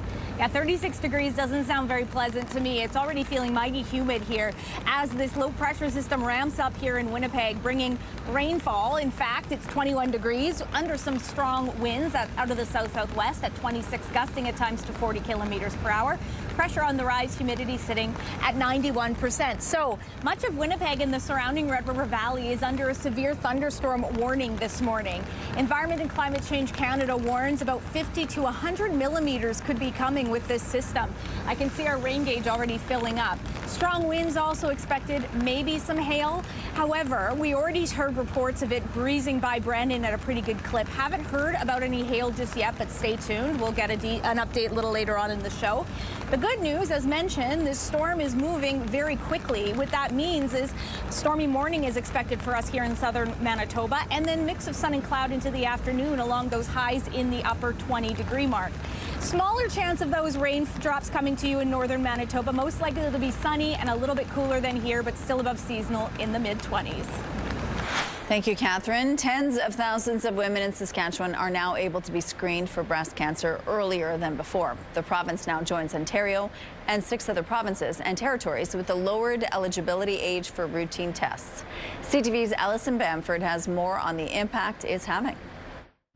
Renee Morrison was diagnosed with breast cancer 3 years ago at the age of 39. She went in for a mammogram after learning her younger sister had cancer. Early detection saves lives, absolutely. And the mother of 2 believes it saved hers. Absolutely. Everything that I've been through would have been substantially worse had I not known. Now, more women her age can get screened. This week, Saskatchewan expanded routine breast cancer mammograms to women aged 40 and older. Well, it's an extremely crucial time to start getting screened. 1 in 6 cancers are diagnosed in the 40s, and often these cancers are more aggressive. Saskatchewan joins 7 other provinces and territories that already lowered the eligibility age to 40. Alberta and Manitoba have committed to doing the same within the next year. But screening uptake for women in their 40s is low, ranging from about 20 to 30% in some provinces. It's not enough to just make this policy change. We need the government to raise the awareness that women can now go. For women who want to get screened, doctors say countrywide staffing shortages are forcing some to wait months. Provinces need to invest in more training spots for technologists, and then they've got to pay them well when they graduate so they'll stay in the province. Saskatchewan has been working to address capacity shortfalls and earlier this year introduced a second mobile mammography unit to increase screening in rural and northern communities. It's good to book them early and as soon as you can so that you can get in for your yearly mammogram. The Saskatchewan Cancer Agency doesn't anticipate any capacity challenges with the increased eligibility. Besides the mobile units, the province has 8 designated screening locations, including this one. Wait times for those vary between 1 week and 4 months. Alison Bamford, CTV News, Saskatoon. Canadian soccer fans are still reeling from the loss, but there's plenty of optimism for the team's future and the future of the sport in this country. Here's CTV's Kamil Karamali with the impact on the pitch. Whose World Cup ends less than 24 hours after Canada was knocked out from a historic FIFA World Cup run. These Canadian kids dropping everything to take to the pitch, ready to pick up where the national team left off, inspired, motivated to one day take the men's squad to the next level, something 12-year-old Riley Ross dreams of doing. It would be really good to represent my country.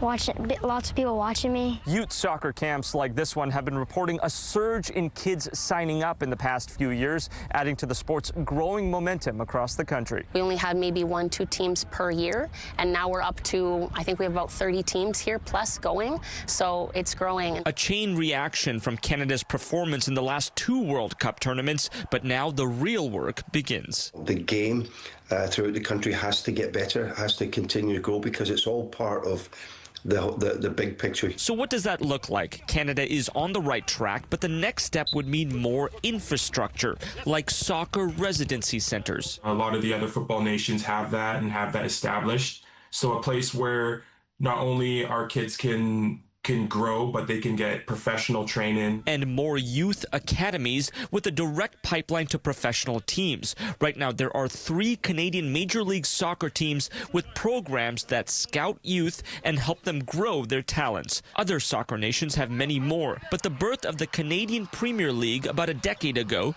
can help with that. Hopefully, he pays close attention to finding an infrastructure that is a pathway that is constantly pushing kids to the next level. Alex. So fear not, football fans. Canada's World Cup run appears to be just the beginning, with the team's future Watching it just made me see how good I need to be. in good hands and great feet. Kamil Karamali, CTV News, Toronto. Jermaine Franklin here in the Sports Center newsroom with your must-see moment from Sunday. And for it, we head to Wimbledon. Canadian Felix Auger-Aliassime facing Alejandro Davidovich Fokina. And in the 4th set, maybe the point of the tournament.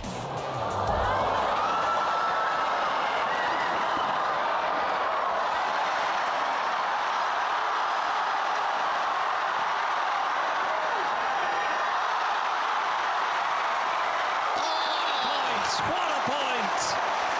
As good as it gets. Just incredible play. Both players giving maximum effort for an unforgettable rally. Auger-Aliassime ends up winning the match to move into the quarters, but the 2 players combine here for the must-see moment from Sunday.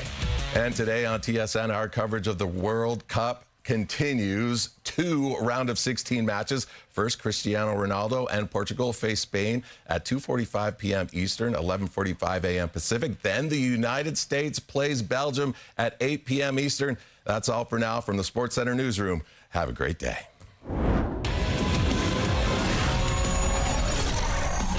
The TSN must-see moment is brought to you by Super Blinds and Draperies, featuring Hunter Douglas products. It's Monday, July the 6th. State of emergency. Brandon and communities nearby brace for flooding as the Assiniboine River threatens to spill its banks and more rain looms in the forecast. Choosing a sub, it all comes down to companies from Germany and South Korea as Canada is expected to announce a long-term deal for new submarines worth up to $100 billion. And Eastern China now features what may be the world's most picturesque and certainly the most beautifully fragrant train ride. Your Morning Winnipeg starts right now.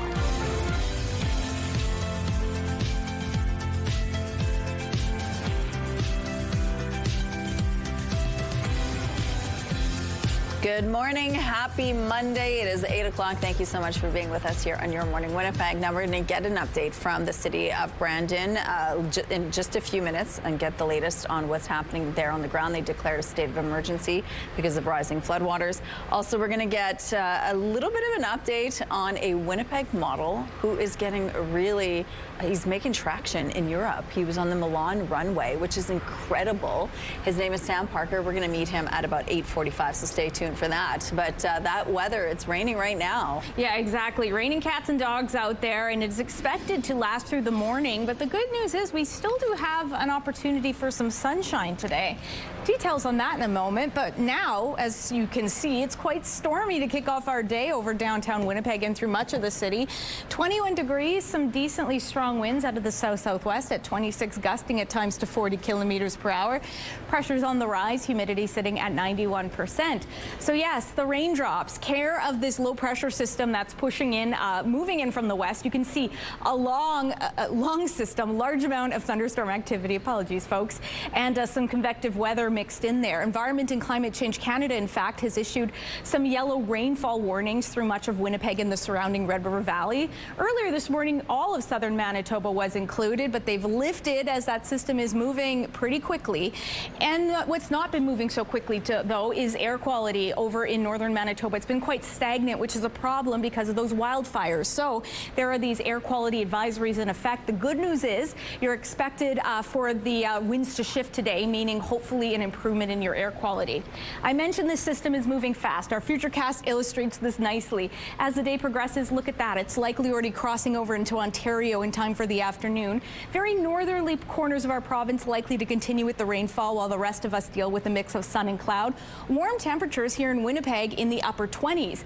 Overnight, skies clear out nicely, setting the stage for a lot of sunshine to come. Slight chance of some rainfall in the very northeast, but most of us will be enjoying the sunshine with a lot of warm temperatures to come. 27 today, so just above seasonal. Slightly cooler tomorrow as we recover, and then we're heading upwards in terms of our heat. Your weather art of the day, this one drawn by 5-year-old Nadia, an ode to the beautiful honeybee. Thanks so much for drawing that, Nadia. You're a talented little 5-year-old. And meanwhile, if you want to submit your child's weather art of the day, simply visit our website, ctvnewswinnipeg.ca, and fill out the form. It's because your art can not only be shown on Your Morning Winnipeg, but it's also going to enter you into our monthly contest for a chance to win a $100 gift card from Crockadoodle at the Keniston and Regent locations. The weather art of the day is brought to you by Crockadoodle Paint Your Own Pottery, now open on Regent and Keniston. And Manitoba City is bracing for floods while the community of Swan River is recovering from the aftermath of a recent deluge of rain. The city of Brandon declared a state of local emergency over the weekend because its largest waterway, the Assiniboine River, is forecast to rise in the coming days. Joining us now is Brandon Mayor Jeff Fawcett. Good morning, Mr. Mayor. Good morning. How are you? I'm well. Thank you for joining us. Now, I see that you're outside. Your hair appears to be wet. Is it raining right now? No, I'm more or less sweating because I've just got my 5th interview in the last hour, so I'm running around all over the place. So I didn't even get back to my office yet. Okay, well, there was a thunderstorm warning early this morning. Did you see any rain? Oh yeah, no, there was a lot, and it's passed now, and blue sky is here. But yeah, last night we did get a lot of rain and a fair bit of wind. Which we're okay with that today. Yeah. We don't want that locally here during peak. I'll be more curious to find out how much rain was in the watershed. Okay, so you declared a state of emergency over the weekend. Why now and what's happening? Well, the 12th is the forecast peak here. It is significant. On Saturday, the information that we received was that there was going to be a number of areas in the city that the 2 feet freeboard was not going to be significant, was not going to be enough. And so we did activate the state of emergency. We have teams out on those right now. So some of the private sector we were able to utilize, and they're out there just topping up the freeboard. Mostly in the recreation areas. There's few hundred meters maybe inside the city that we're going to just touch up as well. We've had to close 18th Street already and Veterans Way, where we put a big plug in the dike. And there's another plug that may go in here shortly. So we're really trying to be as preventative as possible. We've had some experience with this. And our goal is always to sort of get big quick and be able to adapt with what's coming. And so having the declaration in place now, what does that allow you to do as the community?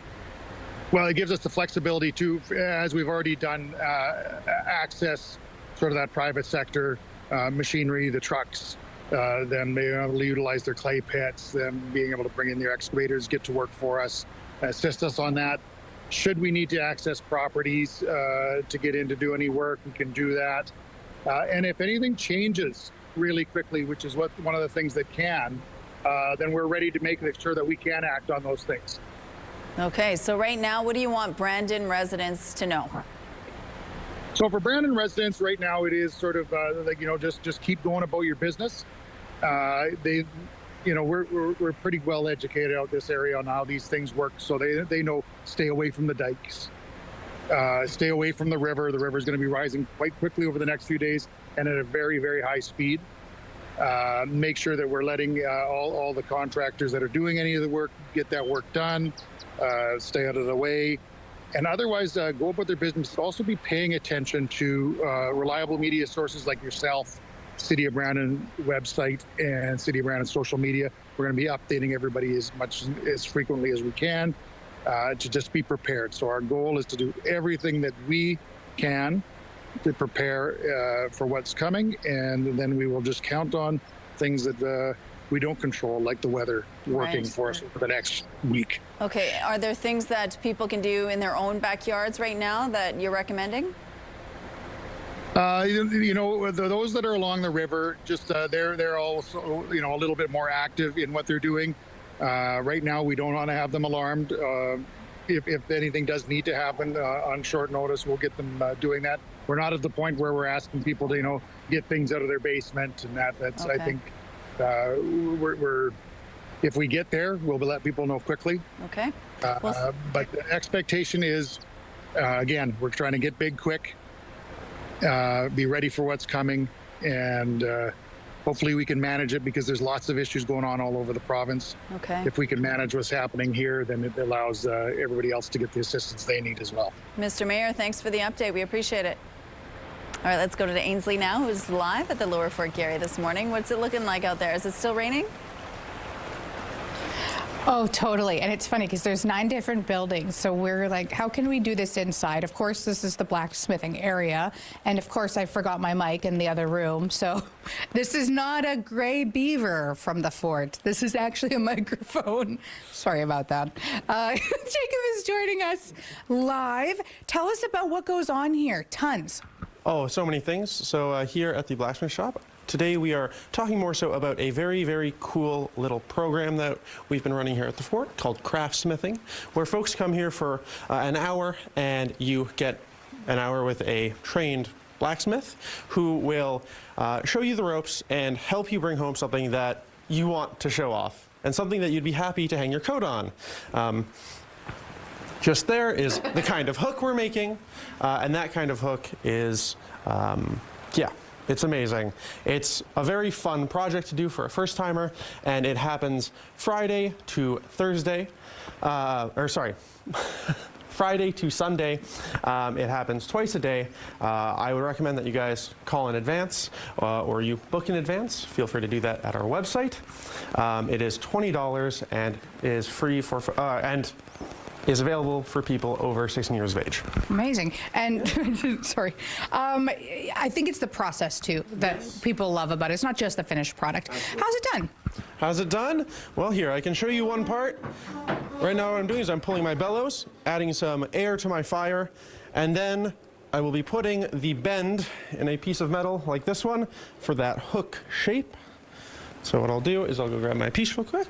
And you know what? He was actually going to get me to hit it, and Kenny says, no, not with this mic. We don't trust her to do that. He's got the coals. It's got to get pretty hot for it to get to that point. Ooh. Now what I'll do is I'm going to cool off the tip, just so I don't mar it up, and then bend. Oh, we'll get the sound from that too.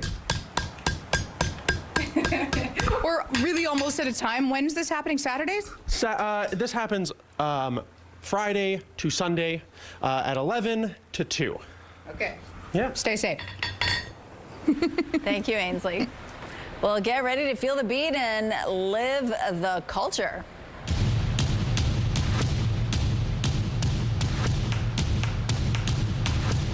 This year marks 55 years of Folklorama, and you have a chance to win a pair of tour visas to visit any and all pavilions you want to discover from August 2nd to the 15th. Plus, 2 lucky winners will also win seats on our CTV Mystery Folklorama bus to enjoy even more food and entertainment. To enter, head to the contest page on our website, ctvwinnipeg.ca. Don't forget to enter the keyword world. Good luck. The CTV Live Eye is brought to you by Bath Fitter, your bath and shower experts for more than 40 years. I'd like to hop on a plane to one of those Folklorama destinations because, wow, it's looking pretty stormy to kick off our Monday. It's 21 degrees. Yes, there's rain. There's some thunder out there. Haven't spotted lightning just yet. Winds are out of the south-southwest. Barometric pressure is rising. Humidity sitting at 27%. So, yes, this cold front is triggering some pretty severe thunderstorm activity. You can see looks like a mammoth system there with a lot of scattered thunderstorms, lightning, and rainfall as well, a good helping. In fact, Environment and Climate Change Canada estimates between 50 and 100 millimeters of rain could be coming with this system. There are some severe thunderstorm warnings in effect for those areas in yellow. And to the north, unrelated to this system, likely you're dealing with some air quality issues. There are some air quality warnings in effect in and around Lynn Lake due to those wildfires. The good news is the winds are expected to shift today, hopefully easing things a little bit there. We needed some good news on that front because, yes, it's been quite dire. For us here, stormy as mentioned to kick off the day. 27 degrees is our high, 26 is what's typical. Winds will be strong out of the south, showers and thunderstorms in the morning, and then likely we'll get a mix of sun and cloud into the afternoon. In fact, our skies clear out even further from there overnight. 15 degrees as our winds shift out of the northwest at 30 kilometers per hour. And tomorrow, slightly cooler, if you can call 24 degrees cool, but more moderate with a mix of sun and cloud and lighter winds. From there, we have some very balmy temperatures to come. And with this, although we have a lot of sunshine, it's still early. And this amount of heat can trigger a good amount of instability. So there's always a chance of a stray thunderstorm or two. In fact, there is currently a low chance of showers on Friday.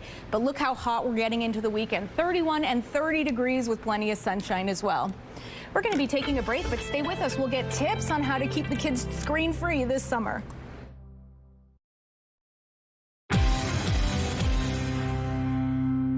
Prime Minister Mark Carney is expected to announce today which of the German and South Korean bids to build a fleet of 12 submarines in one of the biggest ever military procurements Canada has chosen. Germany's ThyssenKrupp Marine Systems and South Korea's Hanwha Ocean are competing for the contract to build 12 conventionally powered submarines worth tens of billions of dollars.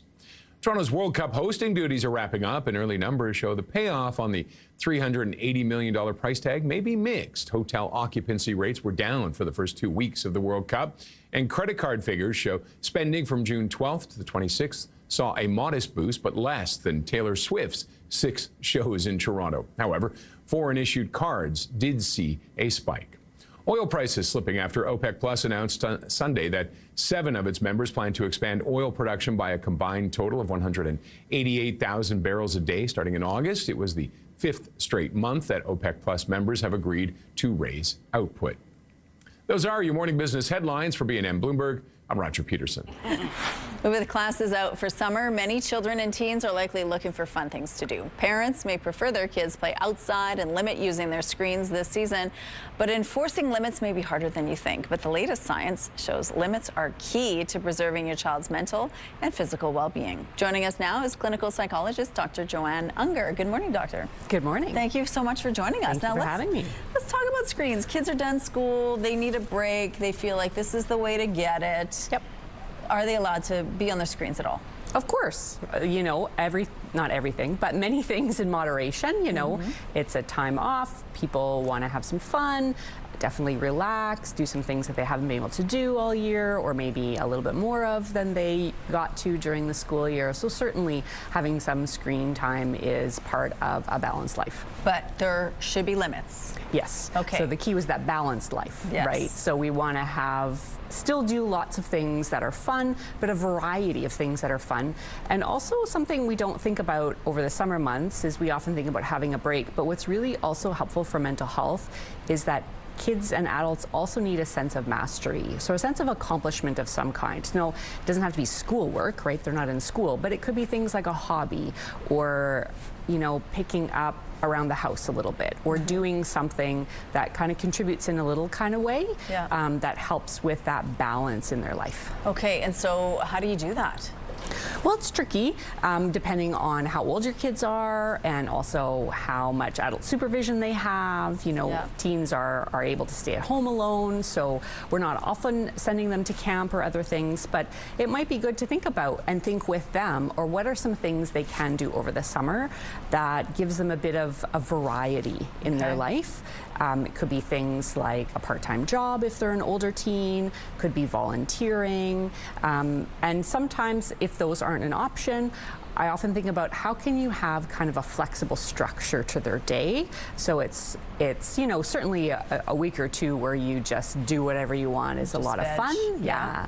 But for 8 weeks, 2 months of that is a little bit long, and can actually, surprisingly, not be great for your mental health. Okay, let's talk about the science behind why screens are so detrimental to our kids' mental health. What is happening in their brains when they're on their screens? Yeah, so it depends what they're doing on screen. So not all screen is created equal, but we know that the more passive use, so that's, you know, scrolling or lots of video watching or social media, has been shown to have some of the worst outcomes in terms of mental health, so levels of anxiety and depression. You know, there's social comparison that comes in there where, you know, we're often comparing our imperfect life. Everyone's life is imperfect, but we feel and know that imperfection, whereas on the screens it looks all polished and wonderful, and that's the comparison we have. And so we can often feel worse about ourselves after we've spent a lot of time viewing that kind of material, and that can lead to be part of the reason why we struggle. So routines are important. Yes. And so do you recommend making a list for your kids every day? What do you think? Yeah, I think it depends on the kid, but certainly older teens, you want to work with them to develop that kind of structure. It's really helpful if they have a lot of input, you know, involving their interests, things that they like to do, but looking like, could there be chunks of the day where, you know, they're focused on their physical well-being, in-person social time, something that's creative, something that's learning, and something that's just plain fun. All right. And so having some of those elements can be really helpful. Thank you, Doctor. You're welcome. It's really starting to come down out here. I've said that a lot, but the rainfall is indeed intensifying here in downtown Winnipeg. It's 21 degrees out here with some decent south-southwesterly winds at 11 clicks. Pressure on the rise, humidity sitting at 27%. I've got my rain gauge going. Looks like we've already had about half an inch fall since the show has begun. In fact, Environment and Climate Change Canada has issued severe thunderstorm warnings, and with it, they estimate anywhere from 50 to 100 millimeters of rainfall could be coming to southern Manitoba. With it, also some strong winds and potentially some hail. I haven't had any reports of that just yet, but please email us if you are seeing it in your neck of the woods. Meanwhile, northern Manitoba, you have a lesser chance of seeing the rainfall. Likely a mix of sun and cloud for you. Temperatures peaking in the mid-20s. For us here, the good news is if you don't love the rain or the thunderstorms, it's likely to be pretty short-lived. It looks like it's already cleared out of southwestern Manitoba, and it looks to clear our skies in time for lunch or maybe early afternoon. From there, a mix of sun and cloud paired with some very hot highs. 27 degrees is what's expected in Winnipeg. Good news is we clear out nicely overnight, setting the stage for a sunny back half of the week. With it, a good warm-up. 24 degrees tomorrow will be cooler, and then from there, we're going above seasonal into the upper 20s. Your Skywatch picture of the day taken near Camperville by Danny. A gorgeous shot there of the lake. Thanks for sending, and keep your weather pictures coming to Winnipeg Weather at ctv.ca. Weather is brought to you by Blinds Are Beautiful. Our new Hunter Douglas showroom is at 900 Lorimer.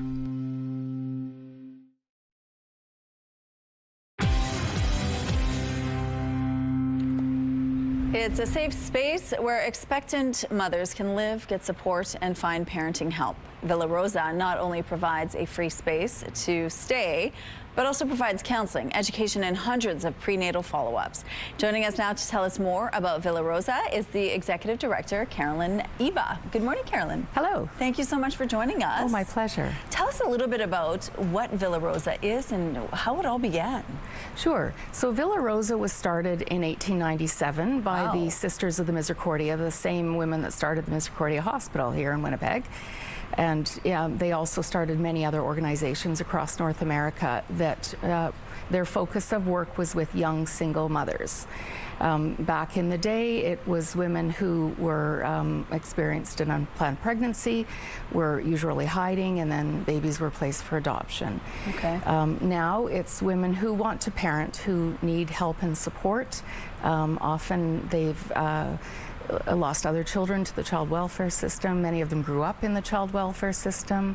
Almost all of them come from a history of childhood trauma or abuse. Many are dealing with addictions, mental health issues, other social difficulties. So they come to Villa Rosa during their pregnancy, anytime during their pregnancy, although we encourage people to come as early as possible to get the most out of the program.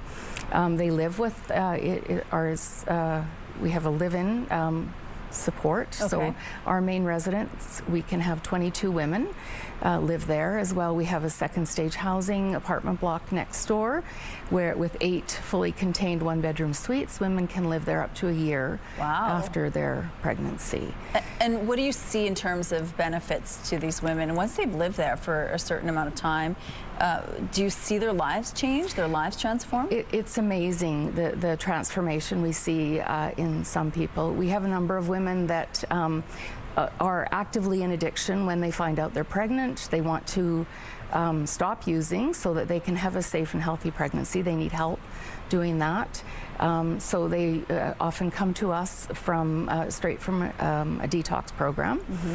And so they live with us in community. We have a full school in our building. We have teachers from Winnipeg 1 School Division who teach all programs. We've had we've had girls as young as 11 and women as old as 44. Wow. Lots of them didn't find success in school when they were teens because of family or social issues. And so now they find that that they can attend. It's often in their pajamas. It's in the same building, so they all go to school together, but they work on their programs individually. We have 3 teachers that provide the program. And in the meantime, they're learning parenting skills. They're learning how to take care of their own children. They're learning responsibility with housing as well while they're there. And then graduating. You had 9 graduates last year. We had 9 women graduate in June, 8 from our program and 1 from St. John's High School, which is more than we've had in many years. We've averaged 2 or 3. So our staff has worked really collaboratively with the school staff just to keep women attending every day. It's hard when you're pregnant and you know, often not feeling well. And then after the women have their babies, they can stay for 3 or 4 or 5 months, continue attending school. We have an amazing group of volunteers that hold the babies. So we're always looking for volunteers. So if you want to help out in any way, if you want to support financially, we have a link on our website on how you can do that. Thank you so much for this. Here's the look outside now on Pembina Highway. Yeah, it is raining out there. Might be slowing things down in traffic as well. Be mindful of that when you head out this morning. Give yourself some extra time. We're taking a break. We'll be right back.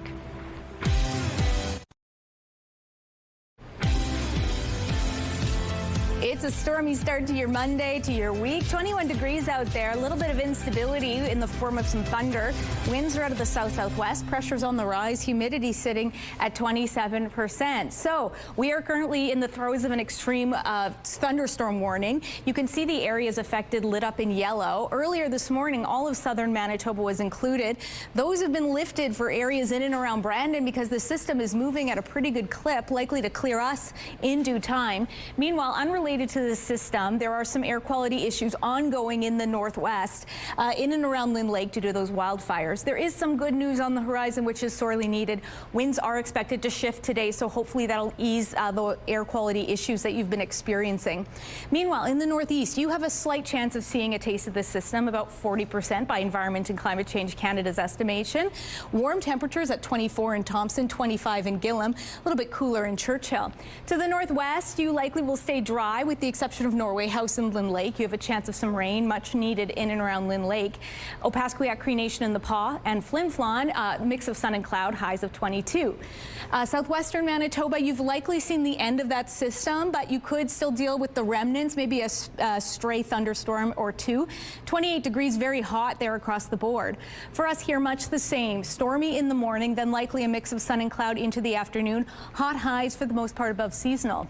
Northwestern Ontario, a slight chance of some rain for you as well. Likely a mix of sun and cloud, highs there in the mid to upper 20s. Overnight, skies clearing out nicely, temperatures dipping down to 14. Tomorrow, slightly cooler, very slight, 24 degrees, and it gets much hotter from there. RCMP and Selkirk are asking for your help to locate a missing 28-year-old female. Crystal Paul was last seen leaving an address on Manitoba Avenue in Selkirk on June 25th at around 9 p.m. She was wearing a light gray hoodie, black leggings, black shoes, and a dark gray and purple sweater tied around her waist. Police say she may be in Winnipeg or Lorette. Attempts to locate her have been unsuccessful so far. RCMP say they are very concerned for her well-being.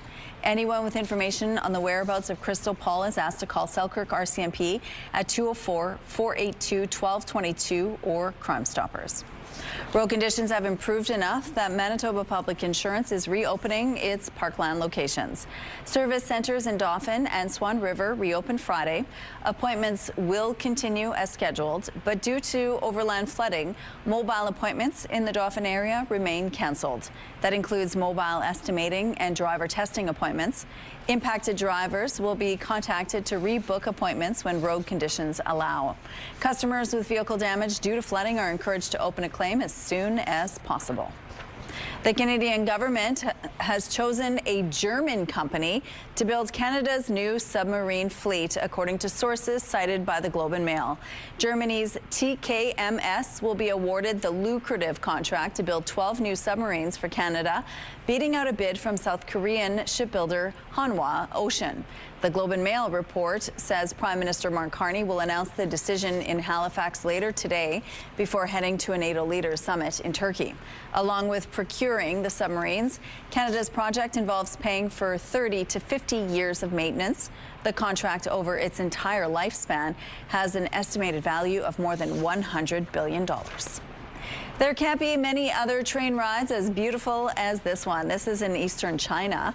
Tourists can take a miniature train through a lotus-filled pond on a 1-kilometer track. This is a new feature at the wildlife park, and now 10,000 people per day are coming out for the unique ride.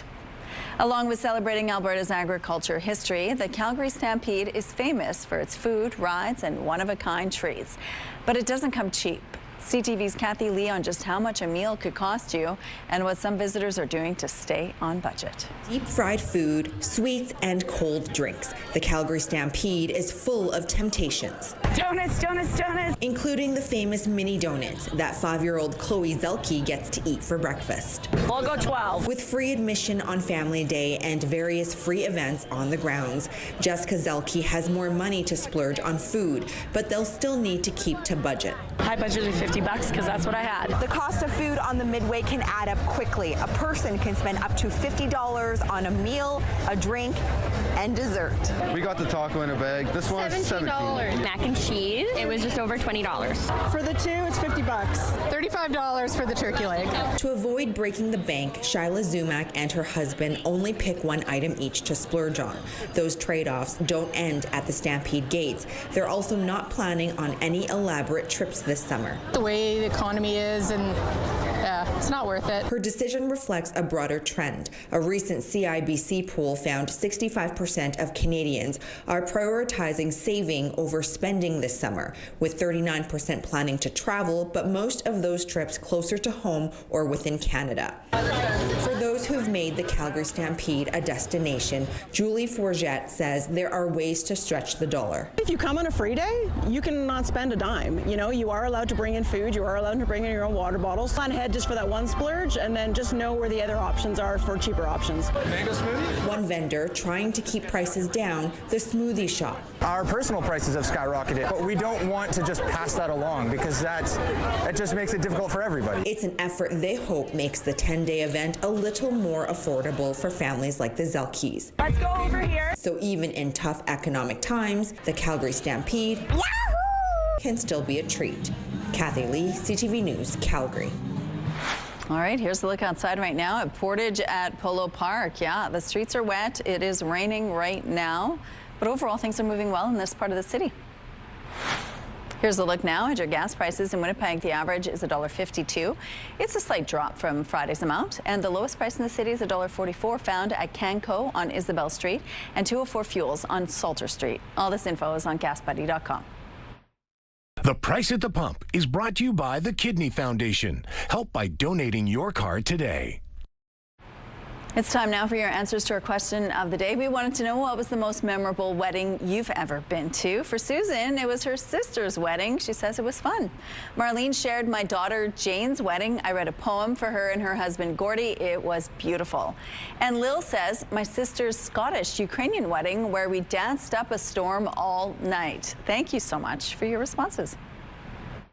Question of the day, brought to you by Provivo, Manitoba's #1 cool sculpting clinic. Science-backed body contouring.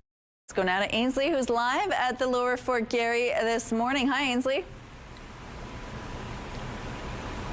We're inside, and it's a beautiful spot to be. Also, I retrieved our regular mic, so all things are going good. Matt is joining us now to talk about some of the volunteer opportunities. And what's cool about it, Matt, is that you can really bring yourself into them. Yeah, absolutely. So this year is the Year of the Volunteer internationally, and at Parks Canada, we really celebrate our volunteers, and we really make opportunities that fit you. We have volunteer gardeners, obviously on a better day for gardening than today. Volunteer musicians, and one in particular that started volunteering with us in 2023, a volunteer artist. Okay, so you're going to tell us a little bit about JD. Yeah, so JD, he started with us as just a volunteer. He is a really passionate artist and started sketching some designs of the scenery and some of the people you'd find here at Lower Fort Garry. And over the years, he then turned some of those sketches into paintings and portraits, which you can now find in our reception center. And we as Parks Canada have then turned those portraits into coloring sheets that, kids and youth coming to visit the site can now experience and put a little bit of flair into those photos themselves. And why is this site such a great space for kids? We really like to focus on youth education and ambassadorship. We celebrate Children's Day every Wednesday throughout the summer, and so we'll have tons of activities, including coloring amongst that throughout the course of the summer. Anything to keep kids active, keep them engaged, get them moving around. Bracelet making, doing laundry, playing games, croquet, all that type of stuff. And maybe you found some future volunteers. How can people sign up? What are some other opportunities you want to tell people about? People can certainly sign up by either going to our website, giving us a call, or even just coming out and visiting and saying, you know what, I would really like to participate. I would like to share something here today. I would like to spend the day on site. It is Canada Strong, so entry is always free. Even if you're not officially volunteering your first time, we will sign you up for your second time. Awesome. Thank you so much. Look, we all love free, and he's totally right. The landscapes here are gorgeous. Absolutely. Okay, thank you, Ainsley. Let's go out to the rooftop. You need an umbrella. You need your gear today. Yeah, better umbrella than I've got. Sorry, this one's looking pretty sad. Yes, you need all the gear today. Rain jacket, rain boots, umbrella, slicker, whatever you need, because it's really coming down out here in Winnipeg. There we go. 21 degrees out here in Winnipeg, so it's decently warm. Winds out of the south-southwest, pressure rising, humidity sitting at 27%. Severe thunderstorm warnings in effect throughout Winnipeg and the surrounding Red River Valley. You can see why. We're in the crosshairs of a low pressure system. In fact, Environment and Climate Change Canada warns conditions could be right for those extreme thunderstorms that could mean hail, strong winds, 50 to 100 millimeters of rain. We've already gotten, let's see, almost half an inch there of rain has fallen since the show began. But the good news is this is moving along at a good clip. It looks like it's already cleared the southwest, and that means we're likely to still get a taste of sunshine into the afternoon. So storming to kick us off in the south, mix of sun and cloud into the afternoon. Warm highs for us here in Winnipeg, that's 27 degrees. To the north, you have a slight chance of getting some rainfall in the northeast. Likely, though, a mix of sun and cloud with warm highs in the mid-20s. I'm going to go inside and dry off. My notes have seen better days, but stay with us. We've got so much more. CTV, Your Morning Winnipeg, on the other side. Weather is brought to you by ABC Fire and Safety, your CO2 refill store. Have a news tip? When you see news happening, let CTV News Winnipeg know. Text your tips, pictures, and videos to 10400. That's 10400. Message and data rates may apply. Winnipeg may not be known for its apple trees, but they're all over the city's yards. When the fruit is ripe, it's hard to know what to do with it all. If you don't want it to become a feast for pests or end up simply chucked in the garbage, you have another option. Here's CTV's John Hendricks. Planted back in 2014, Lori Michelson's Carmine cherry tree has grown very large. It's beautiful to be inside the tree, like you go in through the branches and kind of climb up a little bit. to gather the fruit. And there's an awful lot to gather. It varies from year to year. The best year was, I think, 51 kilograms of fruit off this one tree. That's a lot more fruit than she could ever possibly use herself. So, to prevent it from going to waste, the excess goes to Next Friend Cider. Next Friend Cider is a food waste initiative masquerading as a cider company. Like many big ideas, Jesse Oberman started small. His neighbor had more apples from his tree than he needed. So, Oberman took the apples and decided to make some cider. Then the neighbor told their cousin, who told their friend, and so on and so on. All of a sudden, I had a lot of apples on my hands. And that's where Next Friend Cider came into the picture. Working out of Low Life Barrel House, Oberman now takes excess fruit from backyards across the city and turns it into several different varieties of cider. We use barrels, we use tanks. Sometimes, like last year when we got more fruit than we knew what to do with, it's all about just finding a place to put the apple juice. Oberman and his team pick some of the fruit themselves, but demand is so great, many people just drop off the fruit at Next Friend Cider's Daly Street location, where he pays commercial rates for it. I think it's exceptional because not only is it rescuing that food from becoming waste and producing methane if it were going into a landfill, or just even rotting on the ground and creating maybe a mess or an issue with pests, it's being put to good use. And also it provides a little bit of a subsidized income to the person with that harvest. Last year, they converted 60,000 pounds of excess fruit into cider, and they're always open for more, meaning there will be less waste in Winnipeg and more delicious cider. John Hendricks, CTV News, Winnipeg. If you have extra apples or cherries you don't want, you can drop them off at Next Friend Cider's tap room on Daly Street. And if you want to try the final product, it's being sold in Manitoba liquor marts and some restaurants. A Winnipeg model is getting noticed on the runway in Europe. 18-year-old Sam Parker is in London right now and just recently walked the runway for Prada in Milan. And joining us now from London is Winnipeg model Sam Parker. Good morning, Sam. Good morning. How are you? I'm well. Thank you so much for joining us. Now, congratulations on this exciting career path. How did you get started in modeling? Thank you. I kind of just wanted to try it out. I had a friend who was signed with Panache in Winnipeg, and she constantly told me to try it out. And I put it off for a while, but then finishing up my last year of high school, I decided to try it out, and it went good. They signed me, and now I'm traveling for work, and it's pretty cool, yeah. Okay, so how did you go from Winnipeg and Winnipeg events to the runway for Prada in Milan? Yeah, so Panache pretty much just reached out to a bunch of agencies. I did a couple events, like they host a model search every year, and they did one last spring. That was the one that got me signed in Milan, and then I went to one in Calgary with Panache in the fall, and then I got signed here in London and a couple other places. And then, yeah, so now I'm here. I signed the contracts with the agencies abroad and started traveling. I was in university earlier this year, but I put that off to do some traveling and see what modeling could do, and it's going good. Okay, so describe to me what the experience was like walking the runway for Prada in Milan. What was that like?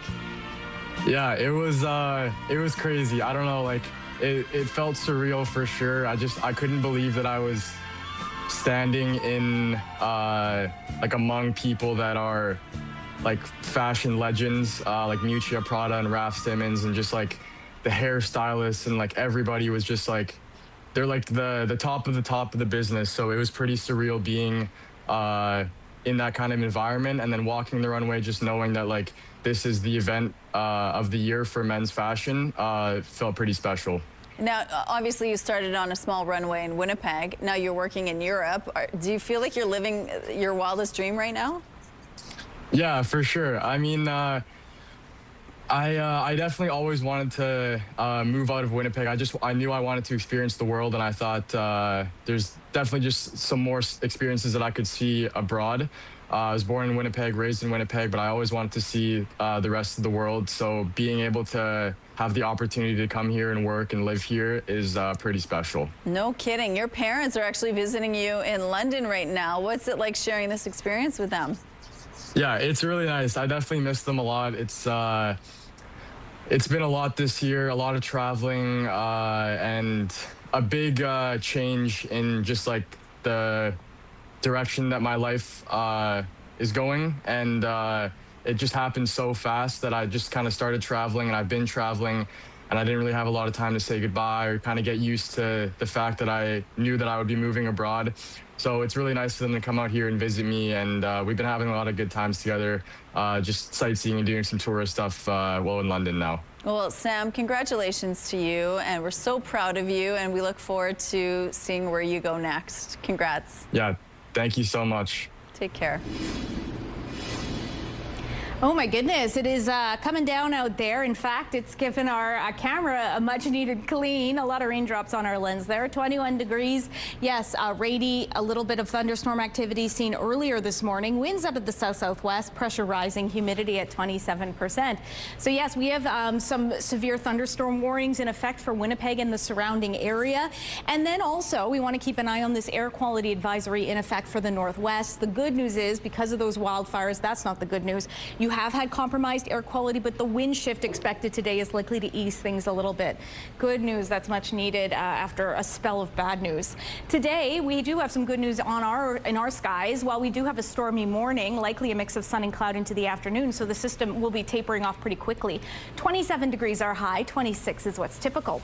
Overnight, skies clearing out, temperatures dipping down to 14, and then into tomorrow, slightly cooler, 24 degrees, still pretty nice, but from there, we're seeing a real uptick in our temperatures. We're cracking 30 degrees in time for the weekend.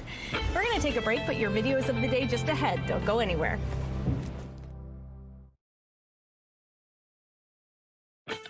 Rooftop arrangements provided by Lacoste Garden Center.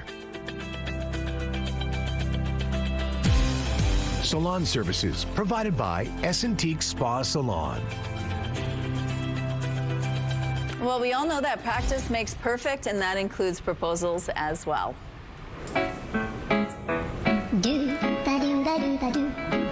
Before Sean popped the question to his girlfriend, he did a run-through with his best friend, and look how excited his best bud is. His reaction is perfect, from surprise to jumping right into his arms with excitement, hoping his girlfriend's acceptance is just as enthusiastic. Yeah, she's got a tough act to follow there. No kidding. It's adorable. And now from a practice proposal to a brand new birthday song.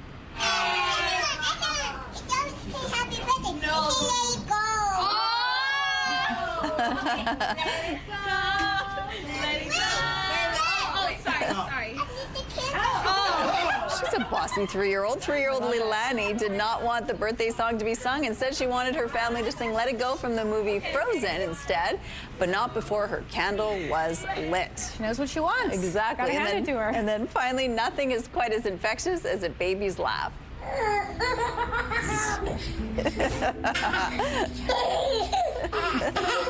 How about three babies? These little triplets are practicing sitting up, but they got a case of the giggles.